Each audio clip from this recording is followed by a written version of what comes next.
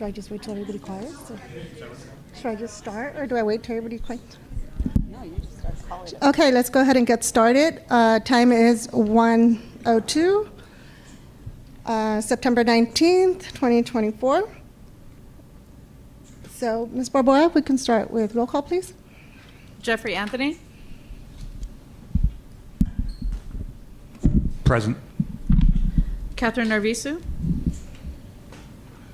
Don Bell. Present. Montserrat Caballero.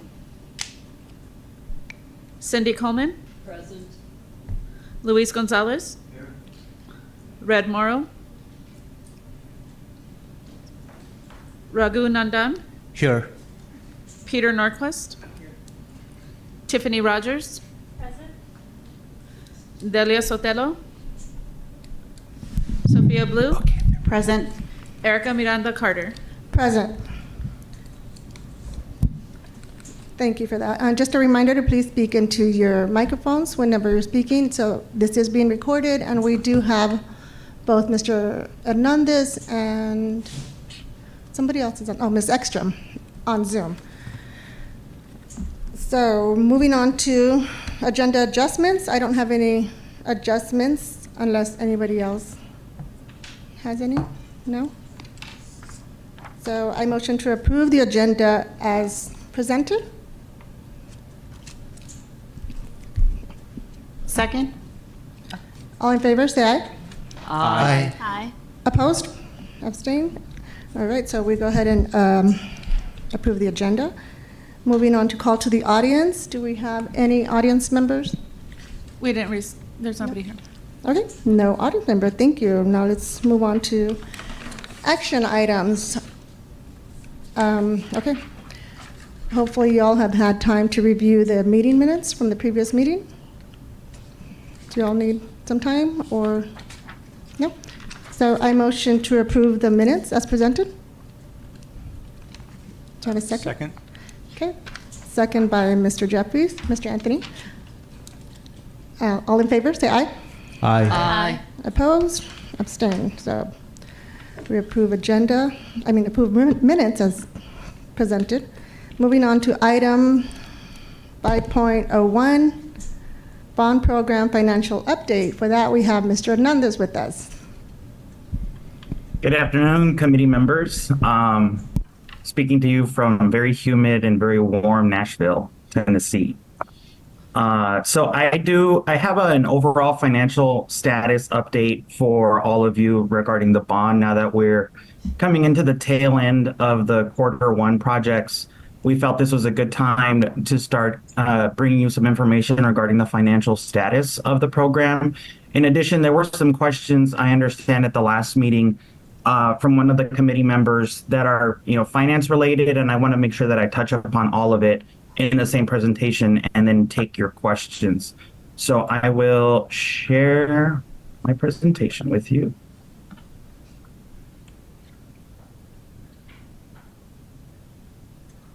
Okie doke. So this is just a quick recap of where the bond is, right? So both voters approved a 10-year, $480 million bond program. We issued $150 million in April to get the program rolling. Our first debt service payment, which was approved by the governing board and the board of supervisors last month, is actually coming due this January, $4.7 million, and that tax rate should not be on everybody's tax bills. We are still projecting at least 2 additional bond issues, probably in fiscal year 27 and sometime in fiscal year 30. That is currently our projection. However, I did want to bring to light some issues that we started to encounter in regards to the finances. So we have essentially what is under budgeting taking place. The bond book estimates that were provided to the community, to the Bond Oversight Committee, and to the governing board were developed in fiscal year 23, based on the information that the operations department had at the time in order to put together the entire bond program and the proposed amount of money that was put out as a question to the voters. The estimates included some inflation, some contingency adjustments within those, but we're finding that the estimates from the bond book and the purchase orders that we are issuing or have issued in regards to these projects that have been rolling out have significant variances. So some of these projects will be funded through non-bond funds like the School Facilities Division or formerly the School Facilities Board. And one of the things that we have to be aware of is that this bond program did not account for every capital need at the schools, right? The bond program, as it was put to the voters, was to address deferred maintenance due to the state's lack of funding. The fact that the state essentially cut TUSD's capital budget for about a decade to the tune of over $240 million. Which is adjusted for inflation. That funding has never materialized for the district. It's never come back. We don't ever expect it to come back potentially, just due to the amount of money total across the state that this would, that this would be if we move forward. So here's just kind of an overlay of some of the major projects. So HVAC, for example, the bond book estimated just over $1.1 million. Our current estimate is approaching $2.6 million in actual expenditures going out the door. Health and safety is a little bit tighter. We're only talking about a $10,000 overage. The biggest one right now is facilities. We're expecting about a $5.7 million overage in the facilities repairs. So right now, year to date, we estimate the variance to be about $7 million. Now, one thing that is going to help offset this $7 million variance is going to be the fact that part of the bond package included over $6 million in infrastructure upgrades and repairs to the Morrow Ed Center.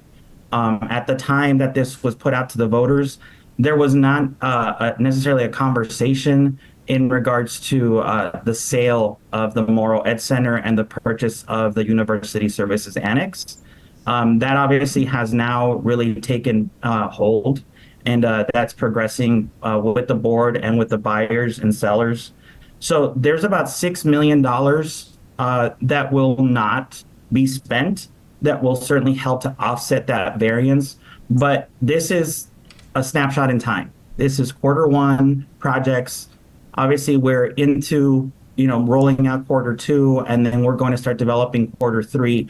So this is something that we really definitely want to keep an eye on. The one thing I do have to say in regards to this slide is that this is no one's fault. Nobody did anything wrong with this, right? When we put out the estimate of $480 million, this was based on information that we had at the time. This was based on facilities condition indices that were available at that time. Unfortunately, the costs of doing business around infrastructure are what they are. They have moved in a direction that is cutting into our finances. I spoke to our advisors, our financial advisors, our bond advisors in regards to whether this is taking place with other school districts who have issued bonds in the last 6 months. And this is a common pattern among other school districts. There are Phoenix area school districts that are finding that they're going to have to issue some bonds sooner than they anticipated because essentially the money that they're generating is just not going far enough. So I want to stress that is that nobody did anything wrong here. This is essentially, just this is the way that business is done in terms of infrastructure. This is just the way that this works. This is not uncommon in bond programs. The biggest one that you would all recognize is the Regional Transportation Authority, for example, did not anticipate in their 20-year sales tax, for example, to have a decline in sales tax collections in 2008, 2009, and 2010, that now they're having a conversation about having to push unfinished projects into what is going to be RTA next, potentially. So this is not an uncommon issue. Unfortunately, it's exacerbated by the economic conditions that are out of the control of the district. But we obviously have a plan of action and some next steps. So we've informed district leadership is aware of this. So Dr. Trujillo, board members are aware of this. School leadership is also aware of this. School principals were made aware of these issues. we're working to maximize and leverage the use of school facilities division funding. Obviously, there are priorities that SFD looks at in order to fund projects, but we're going to maximize the amount of money that we can access in order to help offset some of the projects away from the bond and make room in the bond for other things that are our priority, especially if there are those things that are, that are more urgent or cannot be covered by school facilities. So one of the big things that we're going to have to start looking at is reprioritizing bond projects. So when we put out our bond program, we looked at 6 different categories. HVAC or building systems was one. School safety was the next biggest one. Improvements to learning and classroom space, transportation, technology, and there were some other non-infrastructure related repairs that we were going to do. We've essentially identified that our top priorities are going to have to be HVAC, school safety, and learning and classroom space improvements. Those are going to have to bubble to the top before we move forward with additional purchases of yellow and white fleet, additional technology updates, and some non-HVAC repairs. So, in those, there are some infrastructure related issues like water main replacements and sewer line replacements that we can't, not do. That is a health and safety issue for each one of our campuses. We've obviously experienced that with the Rincon High School campus, and we've seen what kind of disruption happens to learning when we can't address it in a timely fashion. So we're going to start accounting for the surplus budget capacity to mitigate under budgeting wherever it's possible. So Ben Martinez, who is the budget analyst working in the bond program, is going to start working on figuring out essentially where those dollars and cents are going to start essentially accumulating, like the $6 million from the Morrow Center, to start identifying capacity as much as possible within the bond program. However, the Oversight Committee and district stakeholders are going to have to start reviewing scopes of projects based on our funding, based on the goals that we've laid out, that the board has laid out to the community, and the outcomes, kind of the what and the why, right? There are items that we're going to just have to push to the back end. They don't rise to the level of a priority or maybe even a secondary priority. This is a longer term conversation, but it's going to have to involve everybody sitting there at Duffy and everybody in district leadership to really contribute to reorganizing how we proceed with the bond program.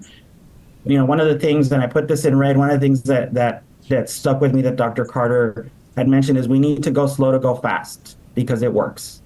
We need to be methodical about what we need to do, and we need to trust the process in order to make sure that we're moving forward in the right direction with the capacity that we've got. So that's kind of, I'll kind of leave you some room for questions at the end. I'll go through the rest of this presentation just to kind of give you some updates on where we are with financing. But in regards to these next steps, there is a conversation, there is a presentation that Dr. Carter will be providing to you today that will be part also about on this plan of action. So there was a question in regards to interest rates. And whether the fact that the district saved money on the interest for the sale of the bond or the bond issues that we made, would that essentially generate capacity in order for us to essentially save those dollars and apply them to future projects? So before I get into that, I wanted to provide you some just definitions, because these kind of get a little squirrely in the finance world. So in the issuance of bonds, we have essentially 2 big rates. We have an average coupon rate, and this is just the average rate of return essentially on the bond's face value that investors are going to see. So their coupon rate that we advertised was 5%. Then there's an all-in interest cost, or the ATIC. So this ATIC payment is essentially what is the cost to the district for issuing those bonds, along with the cost of issuances, underwriting, legal, all of the things that we need to do from a regulatory perspective in order to accept bond proceeds from our investors. So the ALTIC The all intake for the district was just under 3.9. We used an ATIC when we proposed the sale of the bonds to the board of 5% because other districts at that time were using a 5 to 6% ATIC as a kind of as a measuring stick. Right? Our investors went more conservative. They expected it to be less so. But at least if it did hit 5 to 6%, then at least we were within the target. We certainly fell well underneath that. We used a coupon rate of 5. So what does it translate to in terms of, what's the practical effect? So the question that was asked is, does the lower coupon rate imply that the district realized savings to the initial 5%? And the answer is that really not directly. There isn't necessarily a savings to the district as it relates to bond financing. So, and if not, what's the explanation? So remember, the coupon rate of 5 is the return rate of return for the investors. Whereas the ATIC is what we actually pay, or what the district is actually paying for interest costs plus issuance. So we issued just over $150 million in bonds. 13 million of that was at a premium. We received net proceeds of just under 150 million, and we had issuance costs of 1.3 million. The savings from not having a 5% interest rate, but rather closer to a 3.9% interest rate, is going to be a savings to the taxpayer, not to the bond program, right? Because ultimately we levy taxes from the taxpayer. And so what we levy based on how much we know the principal payment it has to be and what the interest payment has to be, where that rate falls up or down generates the amount of money that we need to collect from the taxpayer. The lower it goes, the less we have to levy. Right. So the taxpayer is really the one that realized the savings by not having to pay on a 5% all-in interest rate. So there is no real effect to the bond program. So, the question also came up about, are there other potential savings during the initial period that could positively impact the next bond issuances? And I said, my answer is kind of a qualified yes. Because there are programs that we're going to identify as we move forward, and some of them we don't know today, and some of them, we know now, that are going to be financed by non-bond funding. And that'll allow us to retarget or redirect those proceeds in a different direction. So the biggest one, for example, is the EV bus project, right? We've got dollars coming in from the EPA. We've got funding for infrastructure coming from Tucson Electric Power. Those dollars are dollars that we didn't, at the time that the bond, that our bond was being put together, we're part of that, right? We didn't anticipate that revenue coming in. Now that we know that it is coming in, that will offset some of the projected costs on some of these bus purchases that we have in the bond book. Like I mentioned before, there is no practical effect to the coupon or the ATIC rates because those are set at the time that we sell. They can certainly change if we do refunding or basically what's a refinancing, which we may do because the Fed just reduced by 50 basis points, so we may end up doing a refunding. We're not there yet, and the market forces. Our financial positioning certainly has an impact down the road, right? As our financial picture and the market's picture changes or develops, that'll have an effect on those rates as well. But I reiterate that any savings to the interest is a savings to the taxpayer. And really, that's where we want it to go. We want the taxpayer to benefit from the fact that we're doing our job to be financially sound so that our investors are saying, okay, I'm willing to give you a break on interest. I mean, it works just like when you and I go out and get a car loan. If we have good credit, we're going to get charged less for that car loan, and our pocketbook is the one that benefits from that. So just two things, so we have two funds that we track, and some of you are aware of this and some of you may not be. We have a debt service fund. This is where we collect all of the taxes and any other revenues that come in to pay the principal and interest on our long-term debt. So that's the fund that we identify, and it's primarily for bond issues, but it can be for any other type of large-scale debt service. We track it separately. It can't be used for any other purposes. the proceeds have to be held by the county treasurer. The county treasurer, he is able to then invest those into based on what the statutes allow him to do. One of the investments that we ask him to include in that is the investment pool at the state treasurer with Treasurer Yee. And so her office maintains some of our proceeds and some of the tax collections. So because we want those tax collections to also generate interest. That interest essentially becomes additional revenue to just continue to pay down the debt, right? And so the more revenue it generates, the less we have to levy. So we maximize the revenue as much as we can outside of taxation when we can. Same thing with the bond building, right? We have a separate bond building fund. We're going to have a bond building fund for each issuance. So we have one right now for the 2024 issue. We'll have one for as many issues as we need to have down the road to track those and segregate those separately. Those also generate interest, right? Because we essentially got a big check of $150 million. It is invested similarly by the county treasurer. It also generates interest. The law says that those interest payments have to be reverted to debt service. So even the money that the bond itself is generating has to go back to paying down the debt.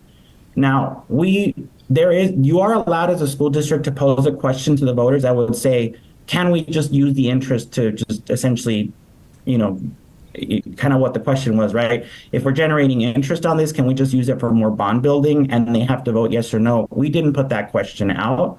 In my mind in particular, and the advice that I provided was, we want to make sure that we're maximizing our interest income in order to try to mitigate our tax situation and the debt service payments.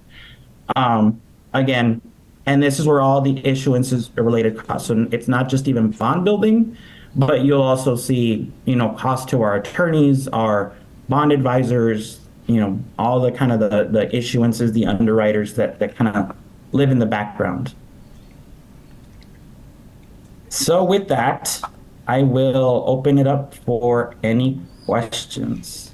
Thank you, Mr. Hernandez. I have a question going back to the projects on HVACs.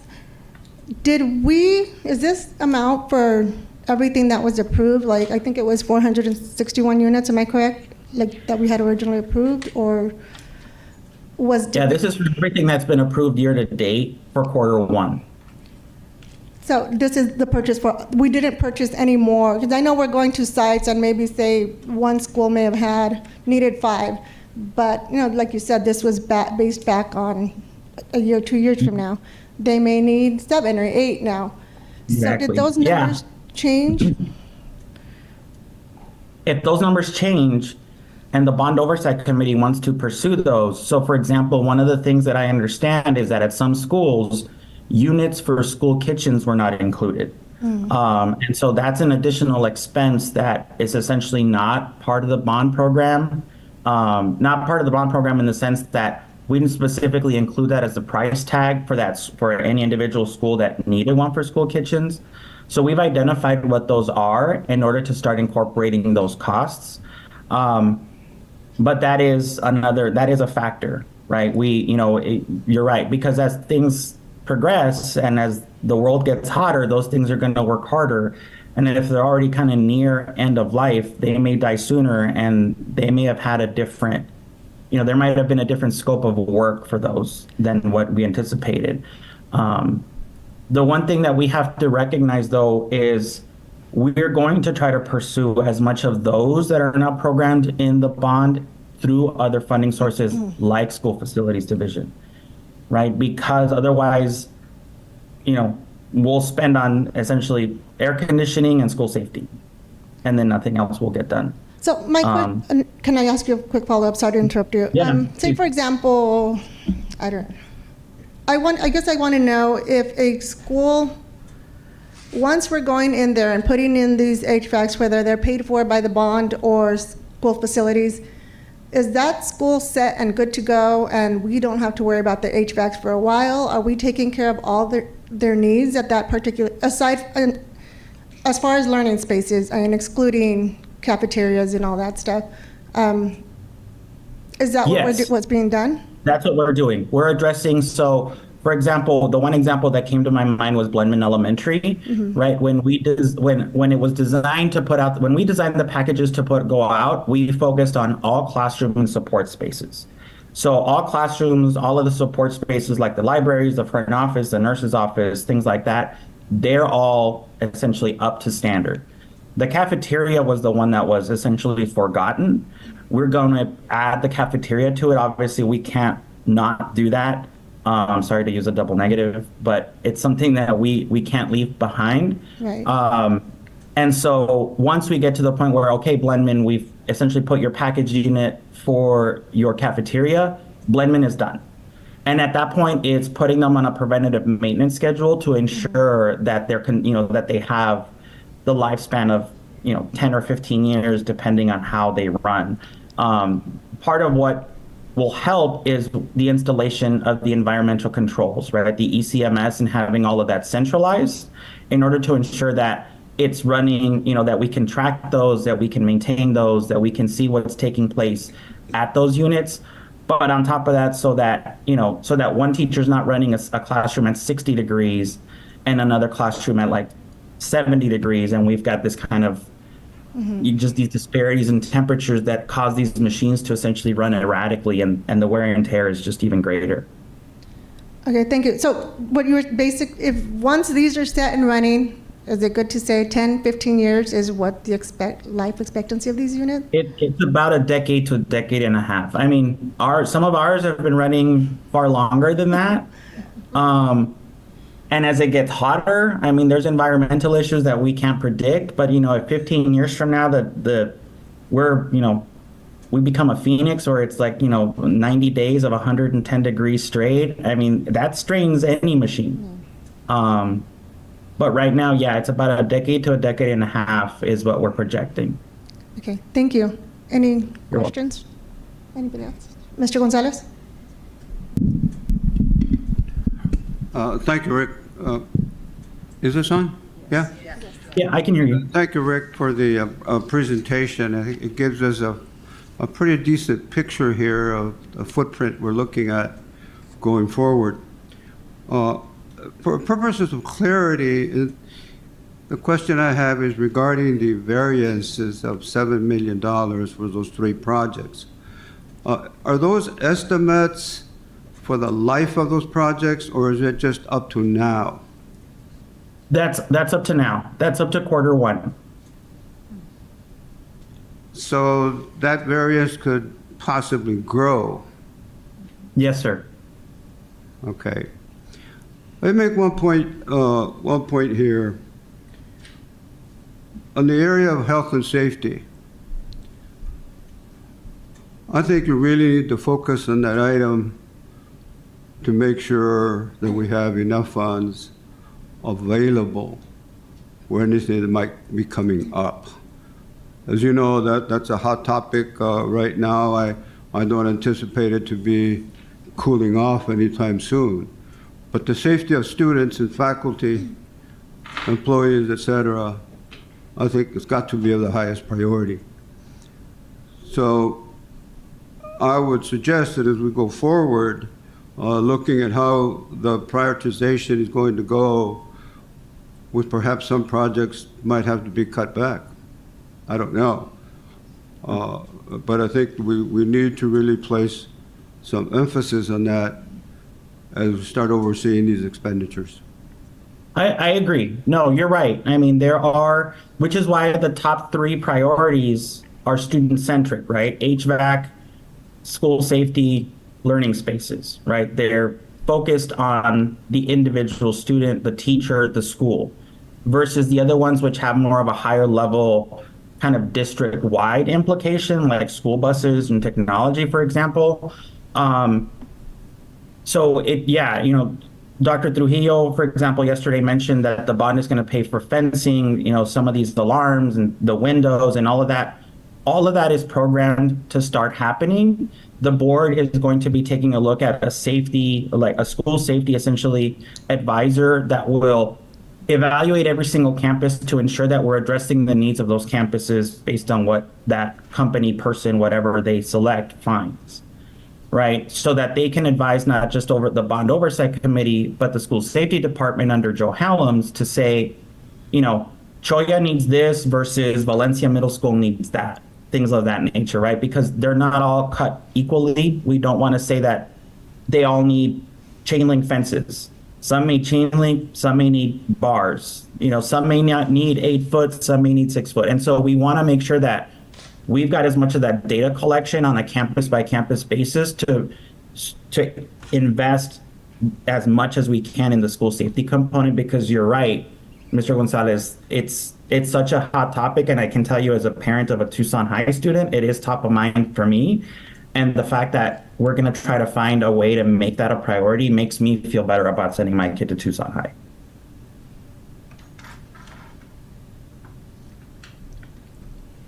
Thank you. Any other questions? No?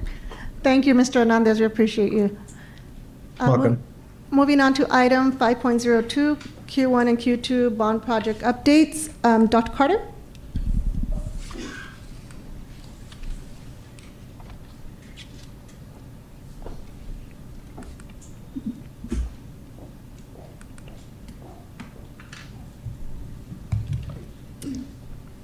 Well, good afternoon, everybody. No feedback? What is this? I thought I had a little bit more, liveliness than that.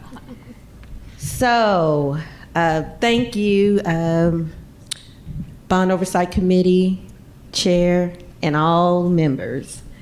I am here to give you some updates, and I'm super, super excited as usual. We're gonna do the grounding, the Q1 project status, the Q2 project status, bond communication, and key dates. So just a reminder, of course, I know everyone already knows this, that, we are here to create joyful, safe place for student success. And I know that's the reason why I'm here. I'm here about the kids. And I always say that, but it's so true. As I'm visiting these schools, when I see whether they're high school or the smaller kids, it does my heart good. It reminds me that's what I'm here to do, is do what's best for kids.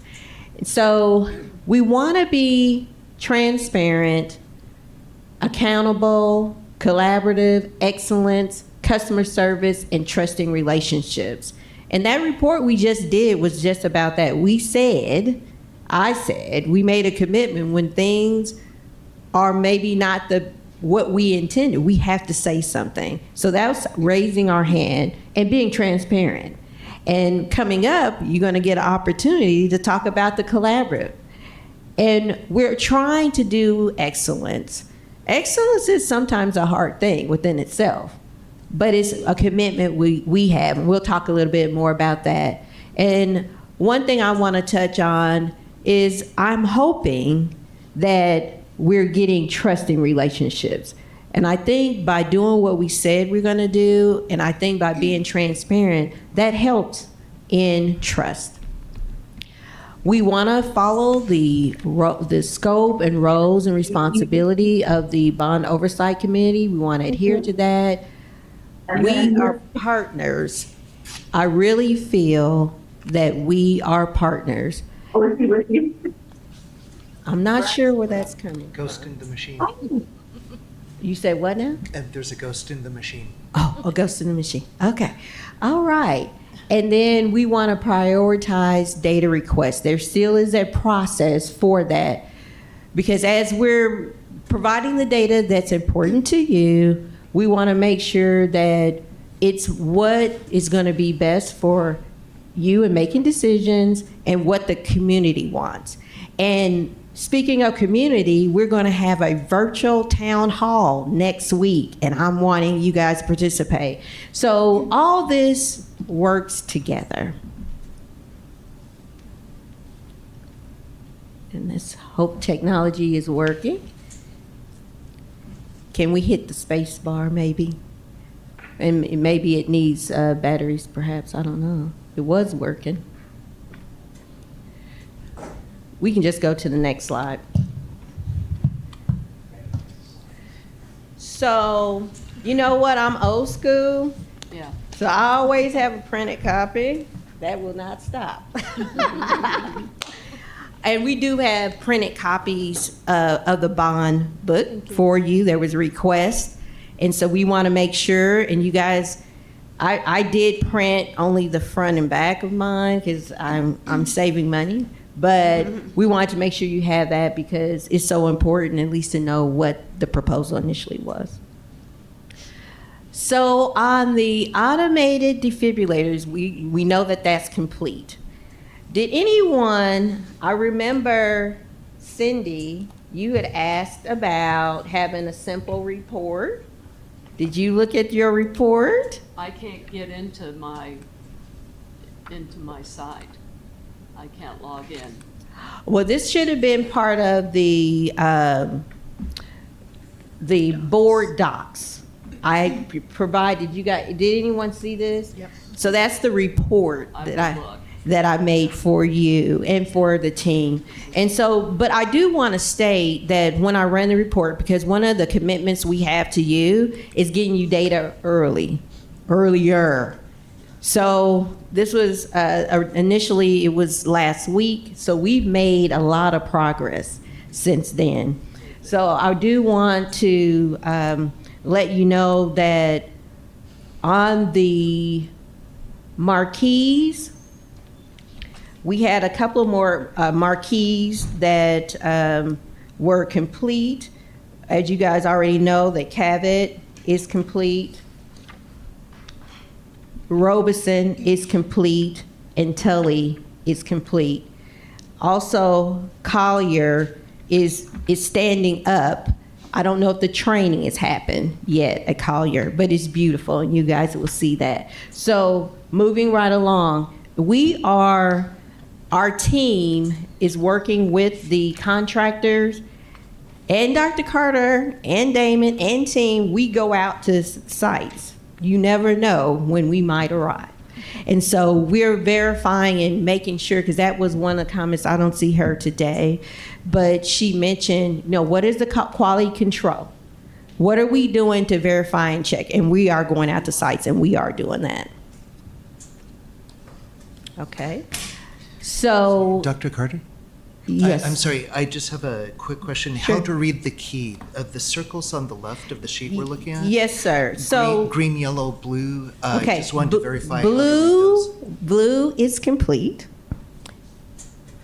Green, on track. Yellow, yield. No. Yellow means that it's in danger of being off track. So yellow are things that I'm going to be looking at. Those are things that, so in project management, we are in execution. In other words, all these projects are supposed to be done by what day? End of Q1. What's the end of Q1?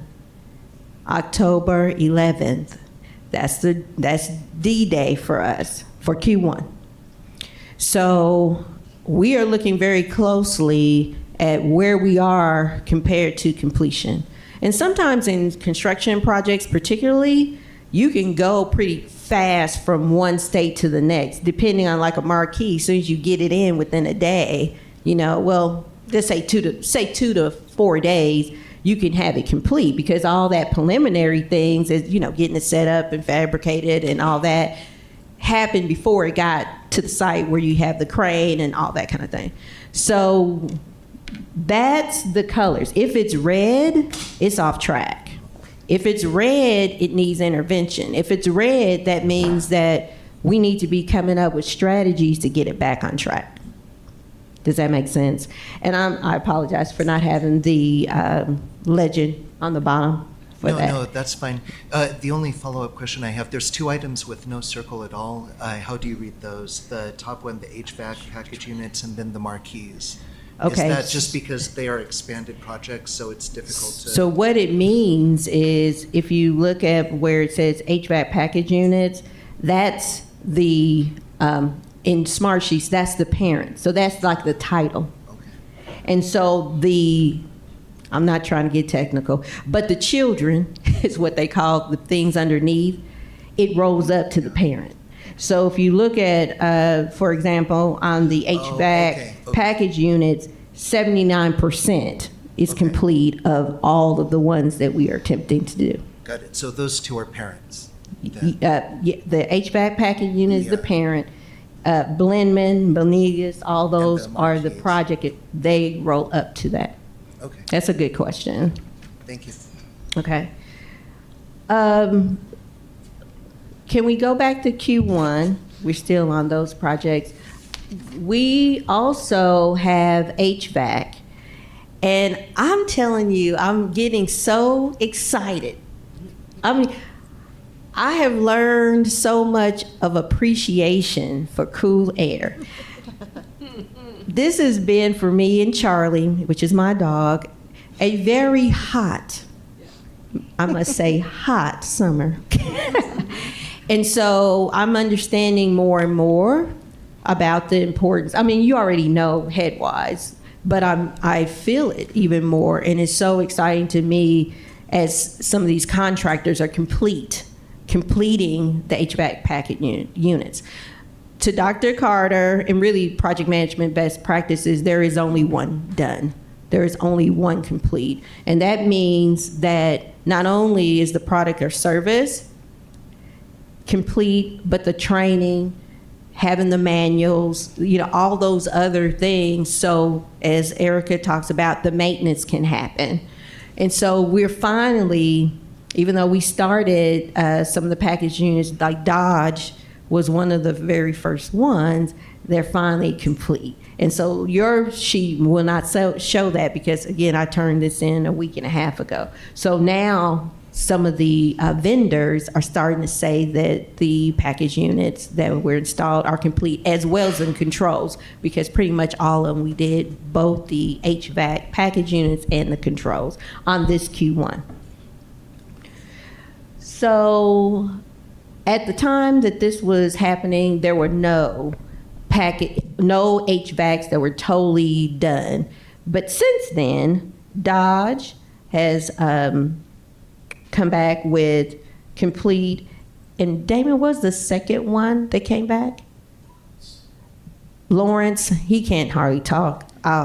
Lawrence now is complete. And so what I'm doing and Damon is doing is making sure that the closeout docs that they provide, going through those and making sure we have everything. The other thing that I'm doing is going to touch base with the principals. I'm reaching out to them to see what they think. In Tulsa, I was over, it was Blaine's fault, start of school as well, which construction was part of that. But we had a process where we verified what we thought is the same thing what the school thinks. Because sometimes they could be different. You're hoping they're not, because if you have enough of the process in place where you're having those communication intervals, then everybody should always be on the same page at the same time. But I will be verifying that the package units, that the percent complete, and that the communication has happened on the school site. Okay. All right, educational technology, that's already complete. RenCon. So I did reach out to them. I said, look, I need an update. I'm going before the Bond Oversight Committee. I need to know. And so they are at 80%, which is the same amount we said the last time. I think because it's such a big project that it hasn't moved, even though they're still working, moved a lot, but they are on target for, it's 2 target dates. One, October 14th, whereas pretty much done on site. You remember we talked about only having one done. I definitely want to make sure that all of the artifacts, archival, drawings, all of those things are also a part of it. So when they walk away, which is the October 31st date, that we have all we need to make sure the maintenance can occur. So that's on target. and we've already talked about the bus lease payoff, and then of course we have the bond management fees. So the questions you may have is that where do we feel we are right now? I think a couple things. I think the projects that I see that may have a little bit of problem is HVAC, only because some of the schools are still waiting on some equipment. As we talked about, and as Ricky talked about, you know, when you're doing projects and basically doing these big, large projects, supply chain, we cannot control. We can plan for it and we can look at the risk about it. And that was one of the risks that we identified, that we could have a supply chain issue. That is something that on a couple of the sites, Bonzo, for example, is one of them, and that's why I have it as yellow. Right now, everybody's saying they believe they can meet October 11th. But as we get closer, we're able to determine and make sure and see exactly where we are. Our commitment to you is to be transparent. So that's what I'm telling you about. There are a couple, and the other place that we found that had some external environment things we couldn't control is, not using a pun intended, but some of the controls. There was a capacity issue with using some of the same vendors. So that is an area. But they all know October 11th, what our expectation. Damon has had meetings with them and saying, what are you going to do? What are we going to do to ensure that we can meet those dates? So we have alternative plans. I mean, they've been very creative. Erica and I, we went to Borden this weekend because they're working on the weekend. They know there's parent-teacher conferences. They did not want to interrupt instruction, so they're doing work on the weekend and the evenings. So we're working hand in hand, you know, with our contractors, trying to make sure that we're meeting the needs of the school and also having the projects on time. So I will keep you abreast. As you can see, the things I turned yellow just to keep an eye on it, just in case. We should not go from green to red. Okay? All right, let's go to Q2. Thank you. So we have already submitted the purchase order for the 30 buses that were approved. 10, which were special needs, 20 were the regular diesel buses. We've also submitted the purchase order for the $2.4 million for the EV pilot. And we also have started processing, I think we're pretty much have turned in a lot of the POs for technology have already been submitted. We're still gathering quotes on the HVAC. Just to remind everyone that for Q2, most of the items, the 17 items, are for controls. And then we do have a couple of air handlers that we are looking at maybe doing over Christmas break. But again, we had a lessons learned with the HVAC contractors. It was twofold. One, what has gone well, what hasn't gone well, and how we can improve. So in doing that, one of the things that came out was the supply chain issue. And so they have been, letting us know as we move forward and start projecting for the next quarters, what the vendors, for example, Train, Carrier, Daikin, what their outlays are for having and being able to provide equipment. And so that's where we also found out about some of the controls, and that's what's taken the longest. You would see, that we've already put the package units up. It's getting the controls to control the package units. So I just wanted to let you know where that's coming from. And I do want to mention, just in case you do see on the website, so excited to say on the bond website, the schedules are there. I don't know if you guys saw it, because I anticipate that's what everybody wants to know, is where am I on the list. So there's a couple things that I do want to mention, particularly since as we're seeing some of the variances, is making sure that current state is what we believe it should be. So like the number of package units, or has funding been used from a different source? Because when the bond book was created, that was several years ago. And so we are going through and making sure that everything, the package units, it's like an assessment, it's a current state. And usually on most projects, that's what you do. You evaluate your current state, get new quotes. We want to get new quotes because we want to make sure that our estimates are right.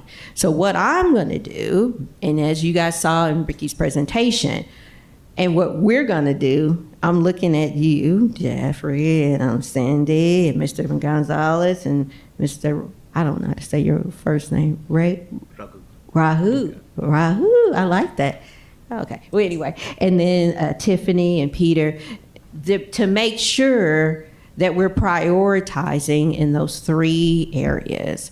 So we're talking about HVAC, we're talking about safety and security in the instruction in the classrooms. So we want to make sure that we get the most accurate numbers, because you don't want to do it again, because these are the things we're prioritizing first. And so we're gathering, collecting that. And then we also have the opportunity, because when you're doing a bond, it's usually a year's process. When we did in Tulsa, we did it very quickly.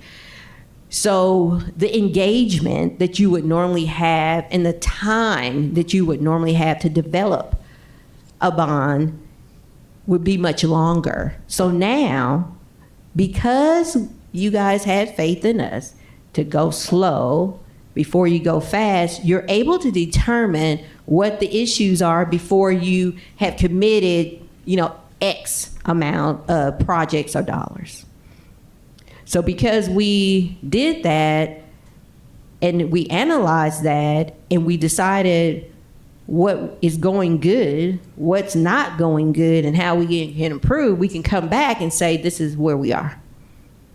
So that's the difference. I'm reading a book that's How to Get Big Things Done, and they talk about projects. And I'm a project geek. I mean, I just love the whole concept. But anyway, they talk about mega projects. The project we have, which is $500 million almost, right? Give or take to 20 million, is not a mega project. You would think it is, right? $1 billion is a mega project. But we can still use a lot of those concepts. And one of them is exactly what I told you, to go slow, to go fast. And they talk about to think slow and go fast. Same concept, right? And so they also talk about doing things modular, okay? So if you can do a repeatable process, then that's the way that you can get better and better and better refined. And so that's what we're doing with HVAC, that we're doing with these other, and processes of doing work. And so things are taking a little bit longer for us now because we've only been doing this. I've only been working for the district 6 months, going into 6 months, by the way, started March 20th. And we are actually executing and have a lot of our projects done according to our handy dandy spreadsheet, our smart sheets, the one that I have that's more updated. We're 81%. We got a month to go. So we're doing good. It's just, we just have to get better. So that's where we are. These other items, security fencing, marquees, pavement, interscholastic field lighting, we did get the quotes on that. So like I said, this is not the most accurate, and so we're getting ready to enter the RQs on that. Next slide. I want to just let you guys know that we are doing a lot of communicating with the schools and trying to with the community. I do have a favor to ask. I don't know when I'm allowed to give you guys the posters for the actual virtual meeting, and we have the bond books for you, but we need your help to get the word out. I really don't want to just have 25 people at the virtual community meeting. I feel like when people get information from people they know, care about, and love, they're more apt to do it. They know you, and they know you, and they know you. So if you invite them, or you use your social media network, or you go to your favorite grocery store and put the poster up, I think we can have more of a swell. And so we have those here today, and I would ask that you help us get the word out. But this is my team right now. You already see Denise over there. Mike, well, he was. I don't see the accountant, but he was over there. His name is Ben. So he's helping me keep an eye on the numbers and keep an eye on all these things, because this is big. You guys are doing we are doing great work. So anyway, this has been going out in the media. Next slide. We did have 2 different interviews about the EV buses, just keeping you abreast on the news that we have been on. And next slide. So key dates. Vaughn Virtual Town Hall. I'm very excited about it. I'm trying to do something in a new way. And with a webinar, starts at 5 o'clock till 6:30, or when people want to drop off. But I'm going to give much of the same presentation that you guys have gotten. Share the word. I don't know if you guys have been on the Bond website. We're making improvements, everybody. We got the schedules out there. Oh, and I know where I was going with that on the schedule. If you notice on some of the Q2 items, I did change the date, because I do know, and what I mean by this, Q2, what we talked about was October 12th through the end of the year, 12/31. But because of some of the supply issues, I moved it to for the end of the year, well, end of your school year, to June. So that gives us a little bit more time. So if you go to the website, don't be alarmed. Don't be alarmed. And if we feel like we need to change it, but I'm just being realistic from what the vendors are telling me. And I told them, and what they're hearing from me is December 31st. But I know that that is an issue. And sometimes in projects, you do have to adapt, and you do have to look at your environment, and you have to make changes. And so I did that just so the community wouldn't feel like, we're missing our dates when we have no possible way, in some cases, to meet that date. Does that make sense? So I hope you guys are okay with that. And like I said, if we need to make an adjustment, it's just a click away. The other thing is, and I would note to self, don't use red, because I can barely see that. Q1 projects are due October 11th. And then the other thing that I'm going to ask you guys to support us is going to be on the governing board meeting in October. We have to do our annual report for the state, and we get to tell them where we are. And I'm hoping that all our projects come in on time.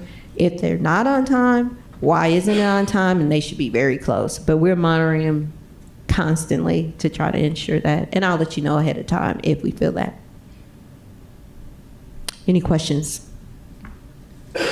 I do. I have a question regarding the marquees, but I think this is more for purchasing. What kind of warranty did we get on those marquees? Would that be I'm not sure who. Do you know? 2 years per Damon.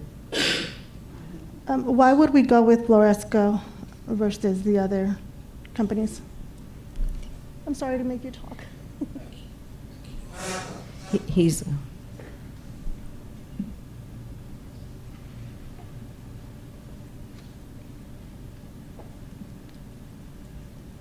Good afternoon. So we do use Floresco, and we've gotten quotes from the other vendors, and we've utilized, do the cost comparison of the quotes.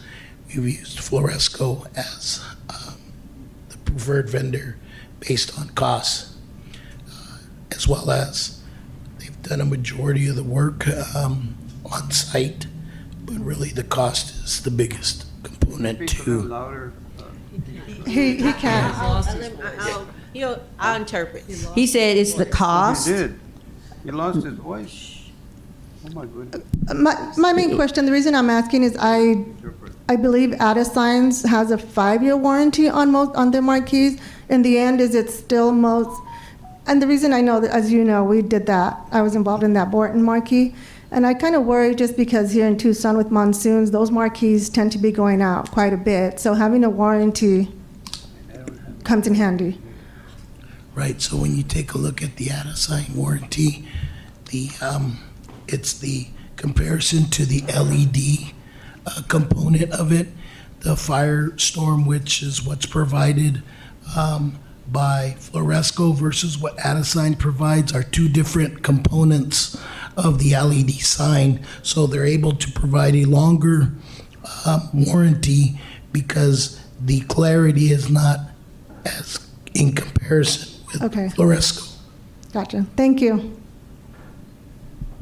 Any other questions for Dr. Carter? Quick one. Mr. Anthony? So are these all the marquees? Are there more coming up?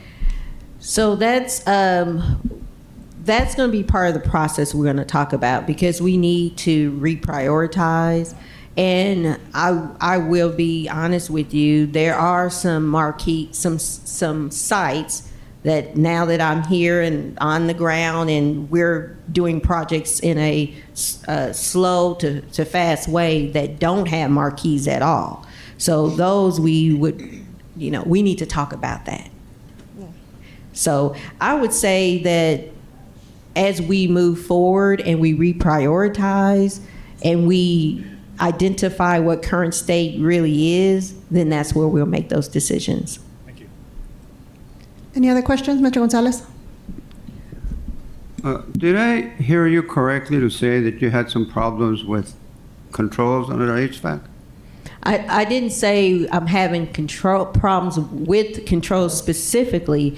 It's the vendors. So, for example, we got 14 different HVAC systems that we're putting up together, all at the same time, right? They all have the same date.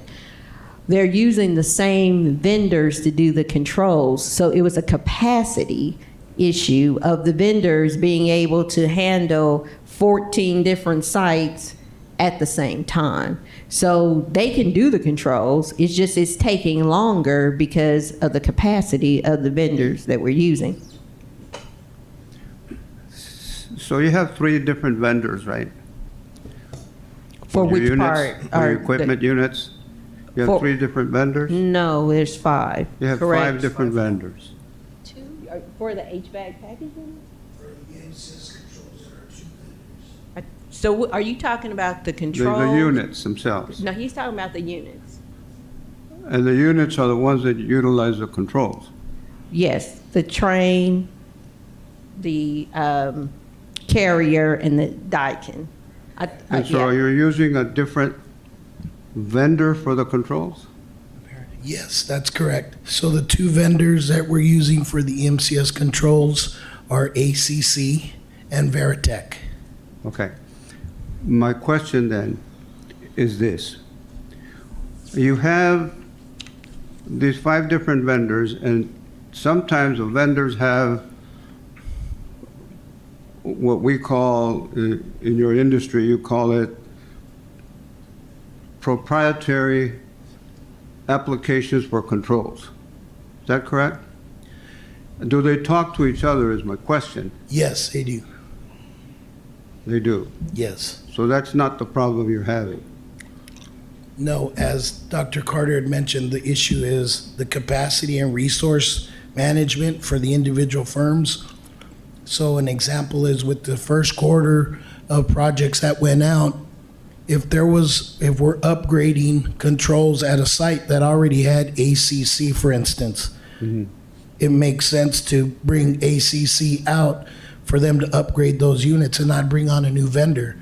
So what we learned is a big chunk of those first quarter projects had ACC controls that were outdated. So that vendor, the contractor, used that vendor to upgrade the system. So the capacity and resource management issue became a problem.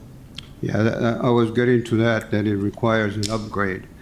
And so my question then, perhaps it's not a question for you, but my question is this one of the reasons why we're seeing the variances in HVAC? No, No? definitely not. Thank you. Any other questions? Yes. Mr. Norquist? Two questions. First, I want to thank you for putting the virtual town hall together. I think that's great. I'm happy to do my part to help spread the word. I've already started. My question is, internally within the school and the administration, how are parents and families being notified about that? I assume there's a mechanism for that. Yeah, we've used multiple ways. One of the ways is that we're using our internal communications, how they communicate with parents and families now.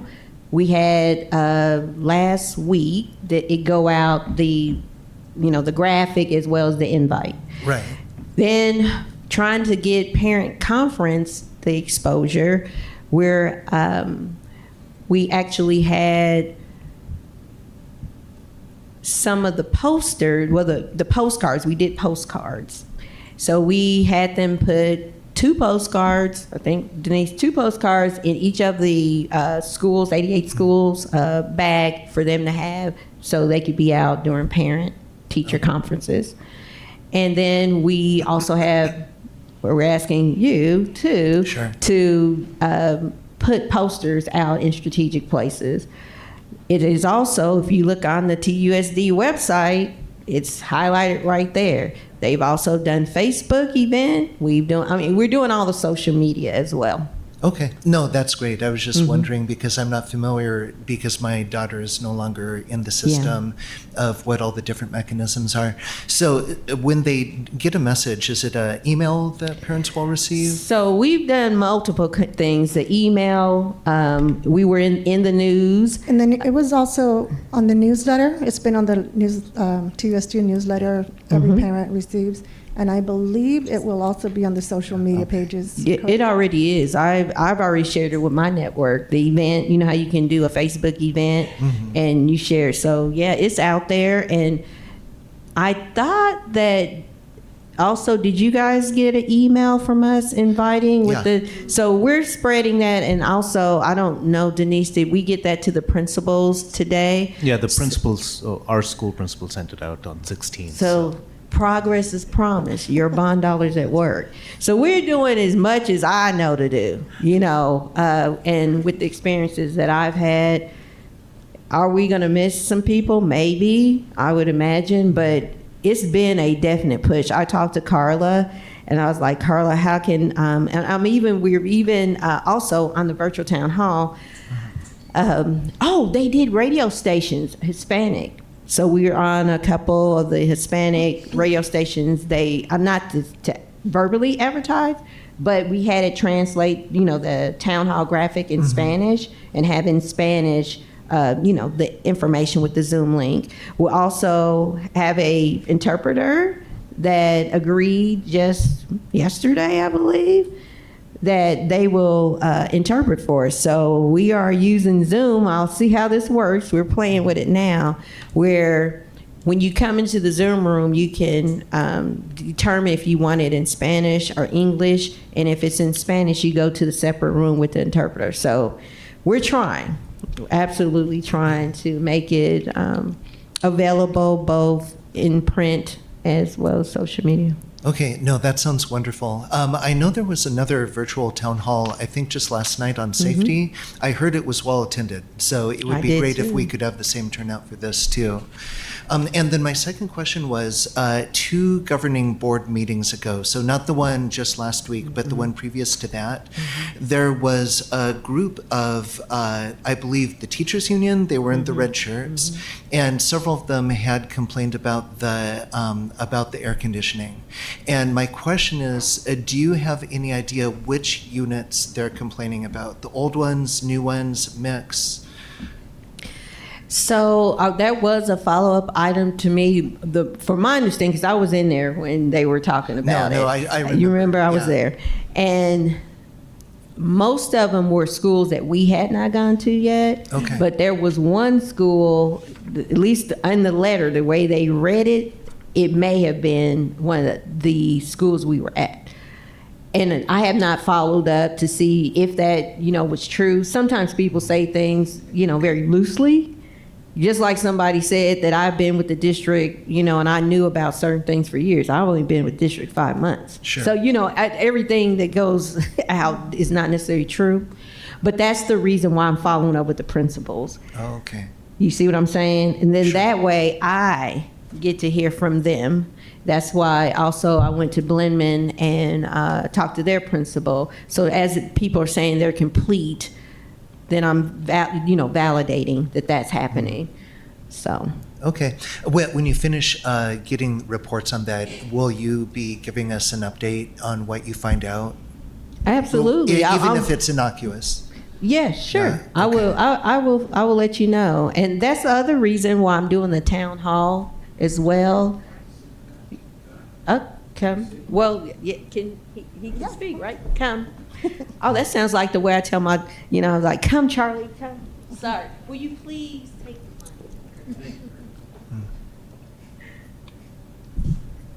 So are we referring to the governing board meeting where afterwards there was a teacher that was interviewed by KOLD or something like that? Is that what you would be referring to? Or I don't know. I have no Okay. knowledge of the teacher interview, so I don't know if it was that meeting or not. Oh, okay. It was 2 meetings ago. So there was a okay. meeting last week, and it would have been the meeting before that. I just wanted to make sure because there was something that went out in regard to one of our schools, but it wasn't exactly accurate, I could say. Okay. So I just wanted to make sure that we had that covered. Okay, So, sure. No, yeah, I this appreciate was- that. That's yeah, okay. not what I was referring Oh, to. okay. I was referring to comments that came in the audience from the folks with the red shirts. Yeah, I just want to make sure that comments that go out are correct. I think, Okay. everybody could probably understand that, especially when it comes to our facility department. So, but I just wanted to make sure that we were clear on that. So, okay. Okay, All no, right. I Thank you. appreciate that. Thank you. Thank you. Mr. Gonzalez. I'm just wondering, Dr. Carter, on the virtual meeting here, are people going to be able to go in person?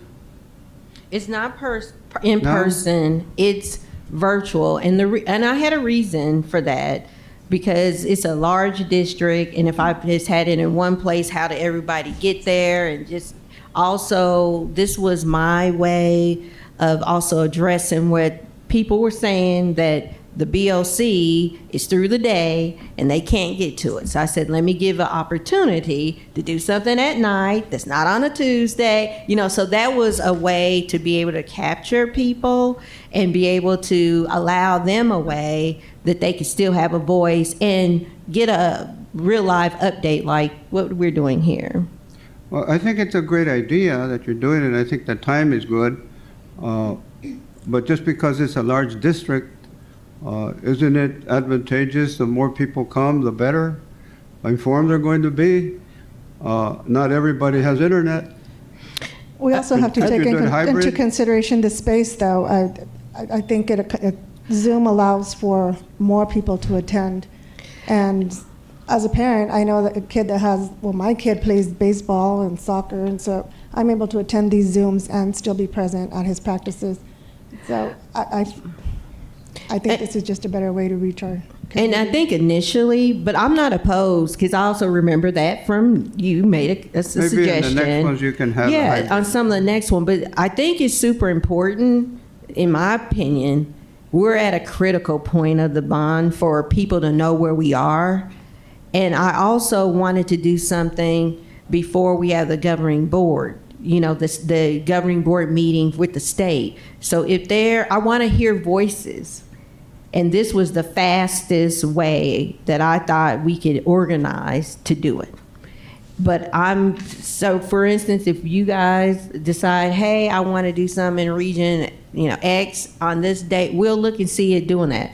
But I know for some people, virtual is a little bit easier. And even so that was the idea, but I'm not opposed to having in person. In fact, I'm I like glad you're doing in-person. it. Don't get me wrong. I'm glad you're doing it, and I think it's a great idea. But I think the more people you reach, the better. Yes. And some people just don't have access to going Yes, sir. virtual. Well, let's team together. Help me with it. Yes, ma'am. Ms. Coleman? What can we Oh, I'm do sorry. to help you out? Sorry. What, besides getting the posters out, getting more people? During the virtual program, do you have any expectations of us?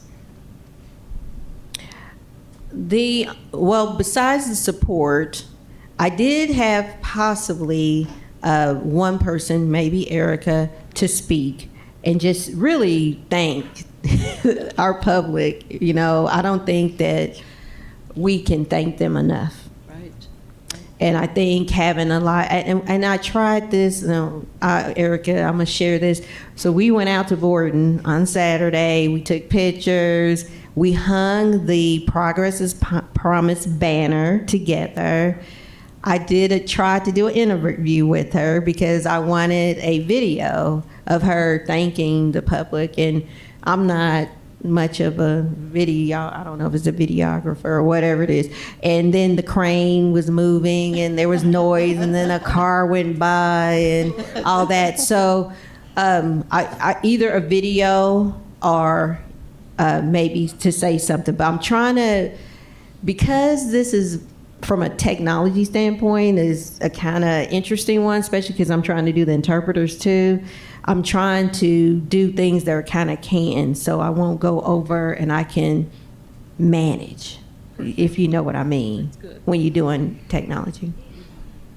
Thank you. Mr. And- Norquist? Yes, thank you. Ms. Carter, I just wanted to follow up on Mr. Gonzalez's comment and say that I realize that there are pros and cons both ways for both virtual and in person.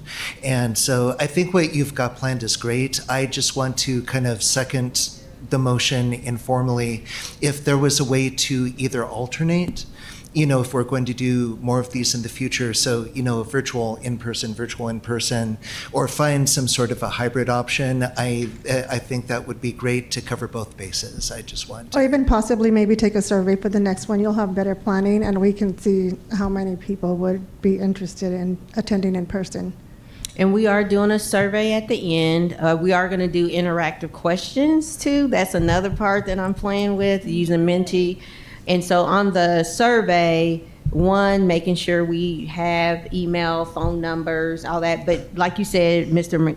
Gonzalez is a person that just can't get on the internet or, having problems or whatever. We wouldn't get them. But that's why I'm wanting you guys to help too, because the more we can get contact information, we can reach out to people directly too.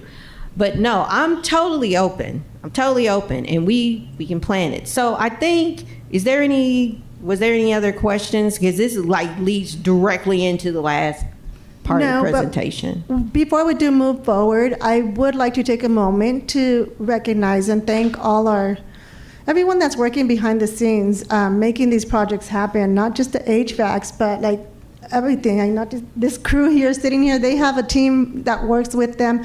Like Dr. Carter said, I was there with her at Borton this Saturday, and I got there at 6:30, and these guys were already, had cranes going and all that stuff. So they're out there early, they're out there weekends, they're out there late evenings, and I really do appreciate that they're all working as fast as they can. The district is, doing everything they can to address these these projects that need to be handled as soon as possible. My son is a student at Wakefield. I'm not sure how many of you are aware, but we had that HVAC go out about a week and a half ago. And even though that's a separate issue, it was a little bit different than the regular HVACs. The district was quick to address it. They missed one day of school, which my son loved. He was hoping they would not get, they wouldn't get it up and running for the second day. He wanted that second day off from school. But I know Dr. Trujillo, the governing board, they have someone reviewing HVAC work orders as they come in on a daily basis so that they can address those as soon as possible. I know we have a lot of schools that still need HVACs. So to our community, I want them to know, we see you, we hear you. We're trying to get to you as soon as we can. But there's a great team, and I thank everybody that's working behind the scenes to make these projects happen. So thank you all. And I ditto to the team. I mean, they are very hard workers, very hard workers. We meet a lot. We strategize a lot. We make changes. I've made some changes process-wise and just the way to do things. And when you guys give me ideas, like putting the marquee, putting progress as promised. And now we have a policy, by the way, Jeffrey. So we shared that with the assistant superintendents because we want their support that the principals do have the banner and that they do put the graphic on the marquee. And then my staff, we are delivering the banners. I mean, so they're taking 6, I'm taking 6, and so we got 25 banners. And so my idea was to have most all the banners, the 25 plus whatever the vendors have bought, available and showing before we have the town hall. Because it's the dream that all over the city, someone sees a banner about what we're doing. Okay. Thank you, Dr. Carter. So should we go ahead and move on now to item 6.01, discussion of a bond oversight committee and district staff subcommittee. I will say a little bit about that. I've had a conversation with Dr. Carter and Mr. Hernandez regarding this, and some of what Mr. Hernandez mentioned. We need to have more in-depth conversations regarding, as we move forward, some of these projects that may have to either be eliminated, so on and so forth. We have 3 possible suggestions, but we're hoping that maybe some of you may have a different suggestion to what we. So with that, I'll allow Dr. Carter to speak more on that. All right, let me see if this works now. Oh, it does. So this is a suggestion or proposal for to have conversations, but this is something I believe in. It's something I think that will work, and I'm hoping that you're open to at least listening and in your mind finding out, can this work for us? And if not, what can work? So it's a proposal and a purpose and structure for working sessions for subcommittees. A proposed BOC subcommittee process, an example timeline, and then to have the actual discussion. So this is study action.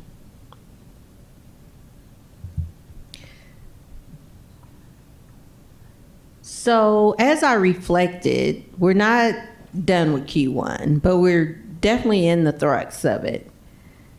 I'm always thinking, what's going well, what's not going so well, and how can I improve? And in doing that, one of the things I have to acknowledge is that, one, I want to make sure that the Bond Oversight Committee is armed with information and that you feel like you have input. It never was or is the intent for this just to be a rubber stamp. That's just not what we were looking for.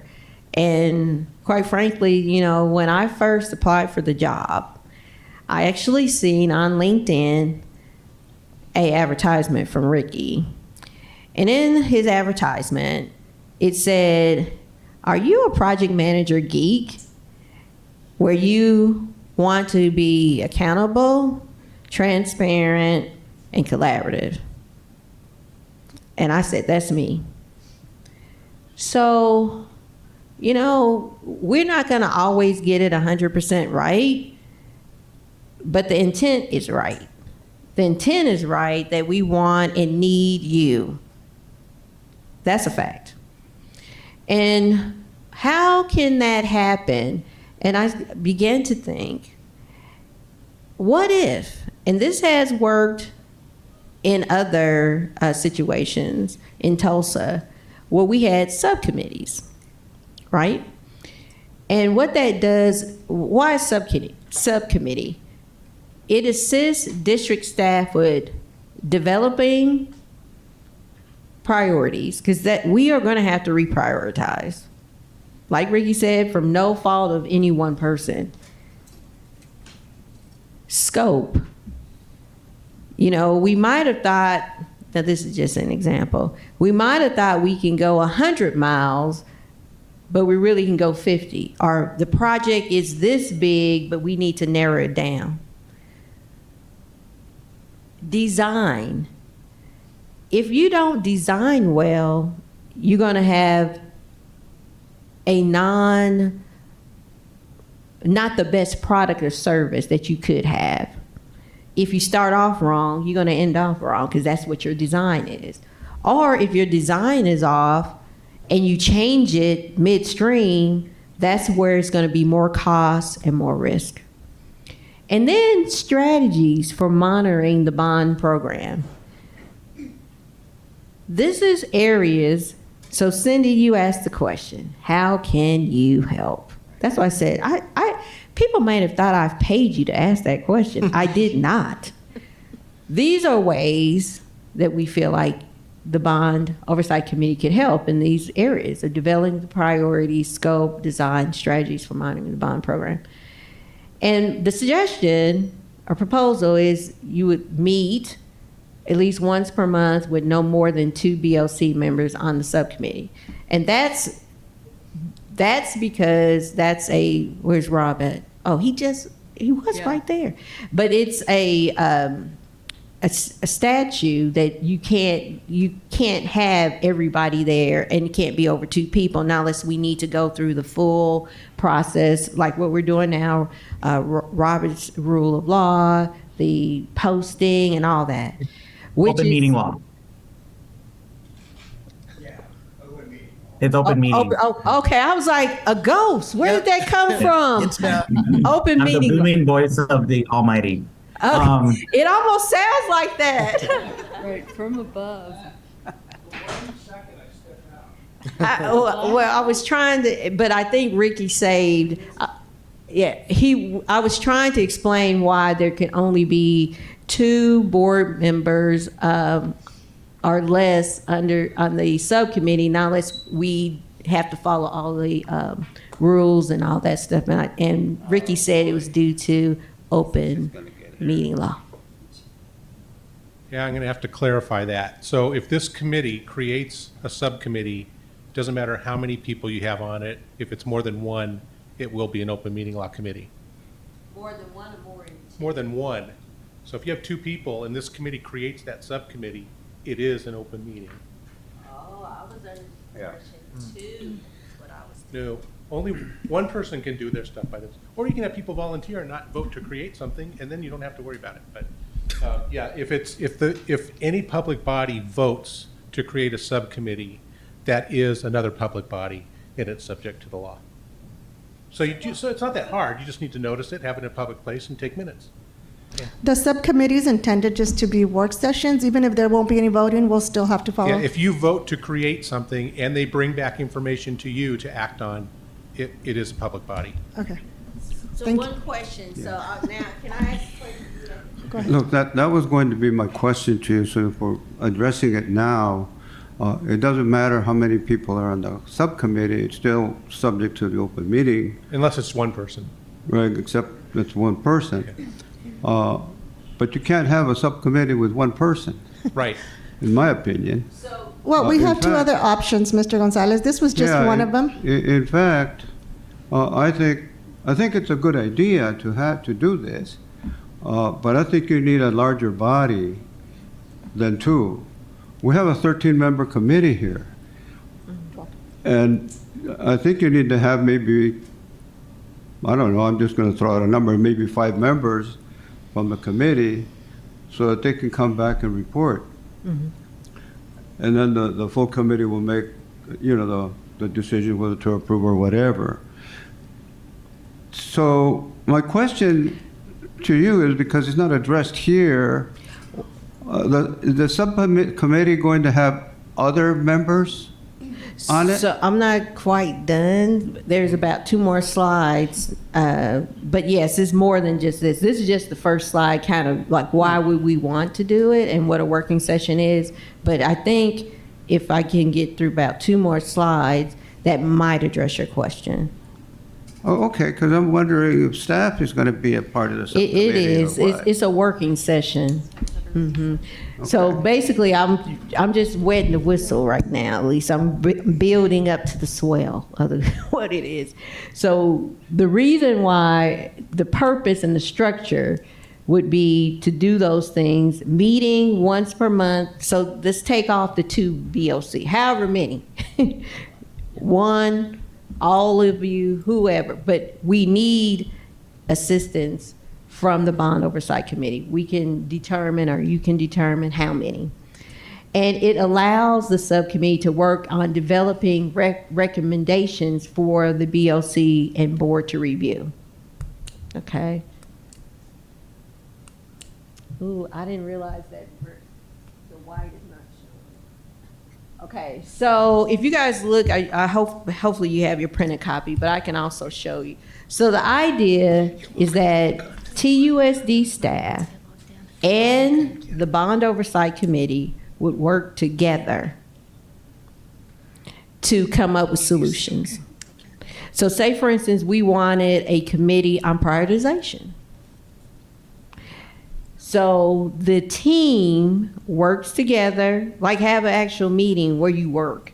We talk, we debate, we ask questions, which this is harder to do, like if we're only doing this once a month, to really get down to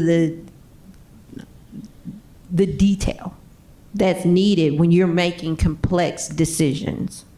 So my suggestion is for proposals, so you could have a proposal committee, a scope committee, whatever committees we think that are necessary.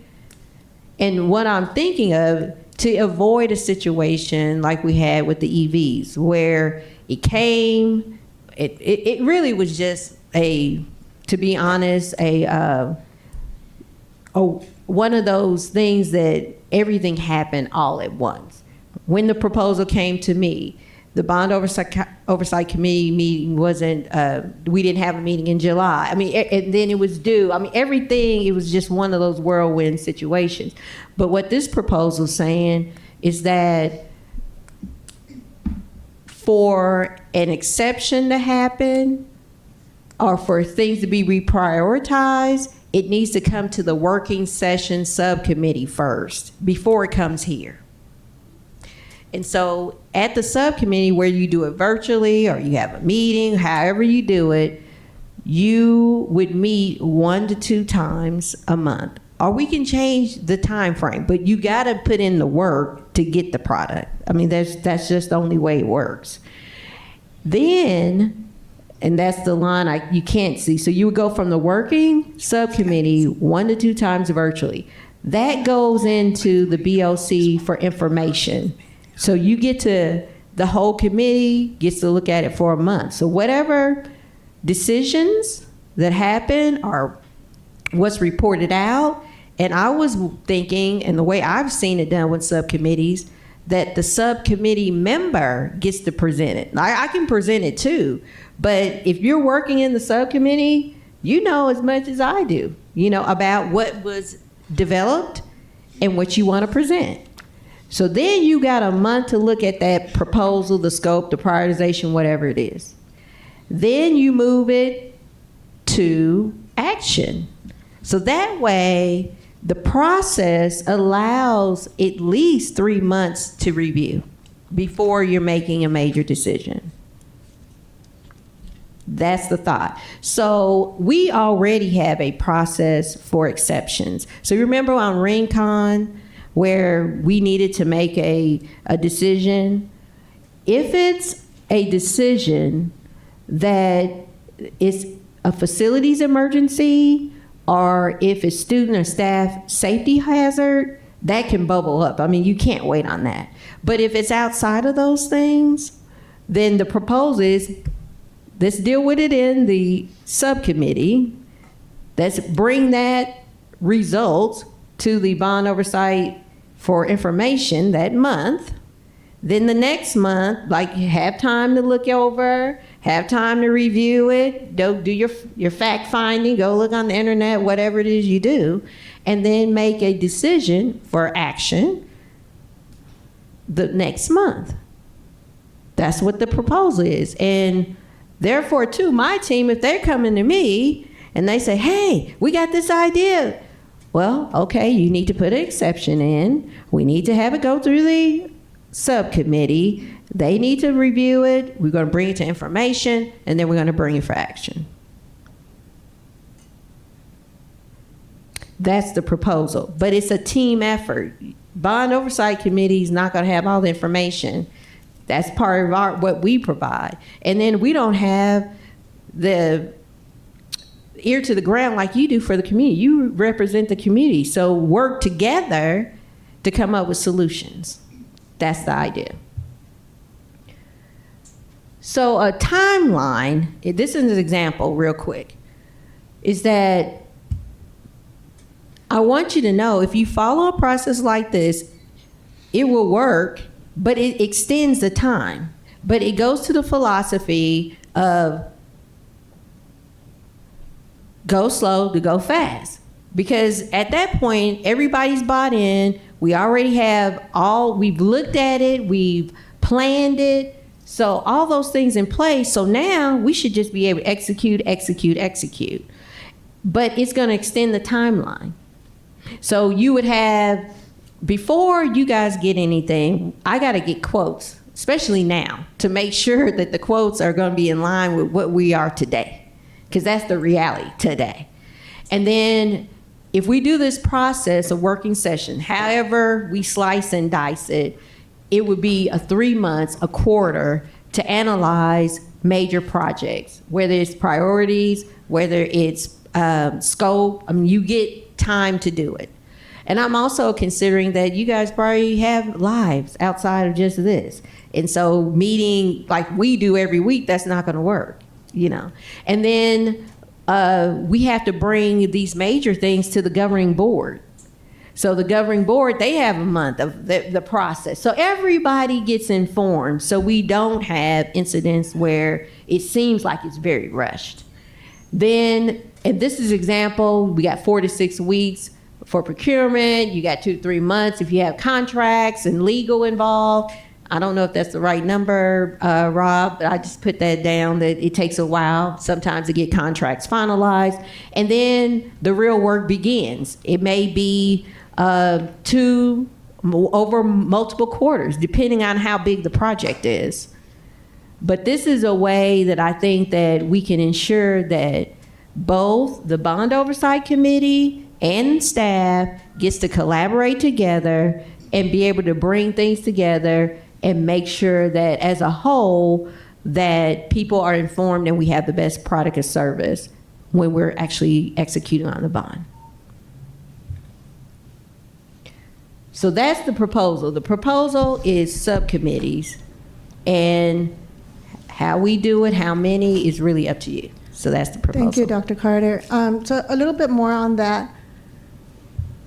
So we were kind of both in the same, I had an appointment with Dr. Carter and Mr. Hernandez, and we were all thinking the same thing. When I came to them, I said I'd like for the BOC to have more of a voice in what's happening, and they were thinking the same thing. So for me, I would like to see more of our involvement, as Dr. Carter said, and she explained it, and for those specific reasons. However, at that time, we did not know how many were allowed to be in a subcommittee before we had to follow open meeting laws.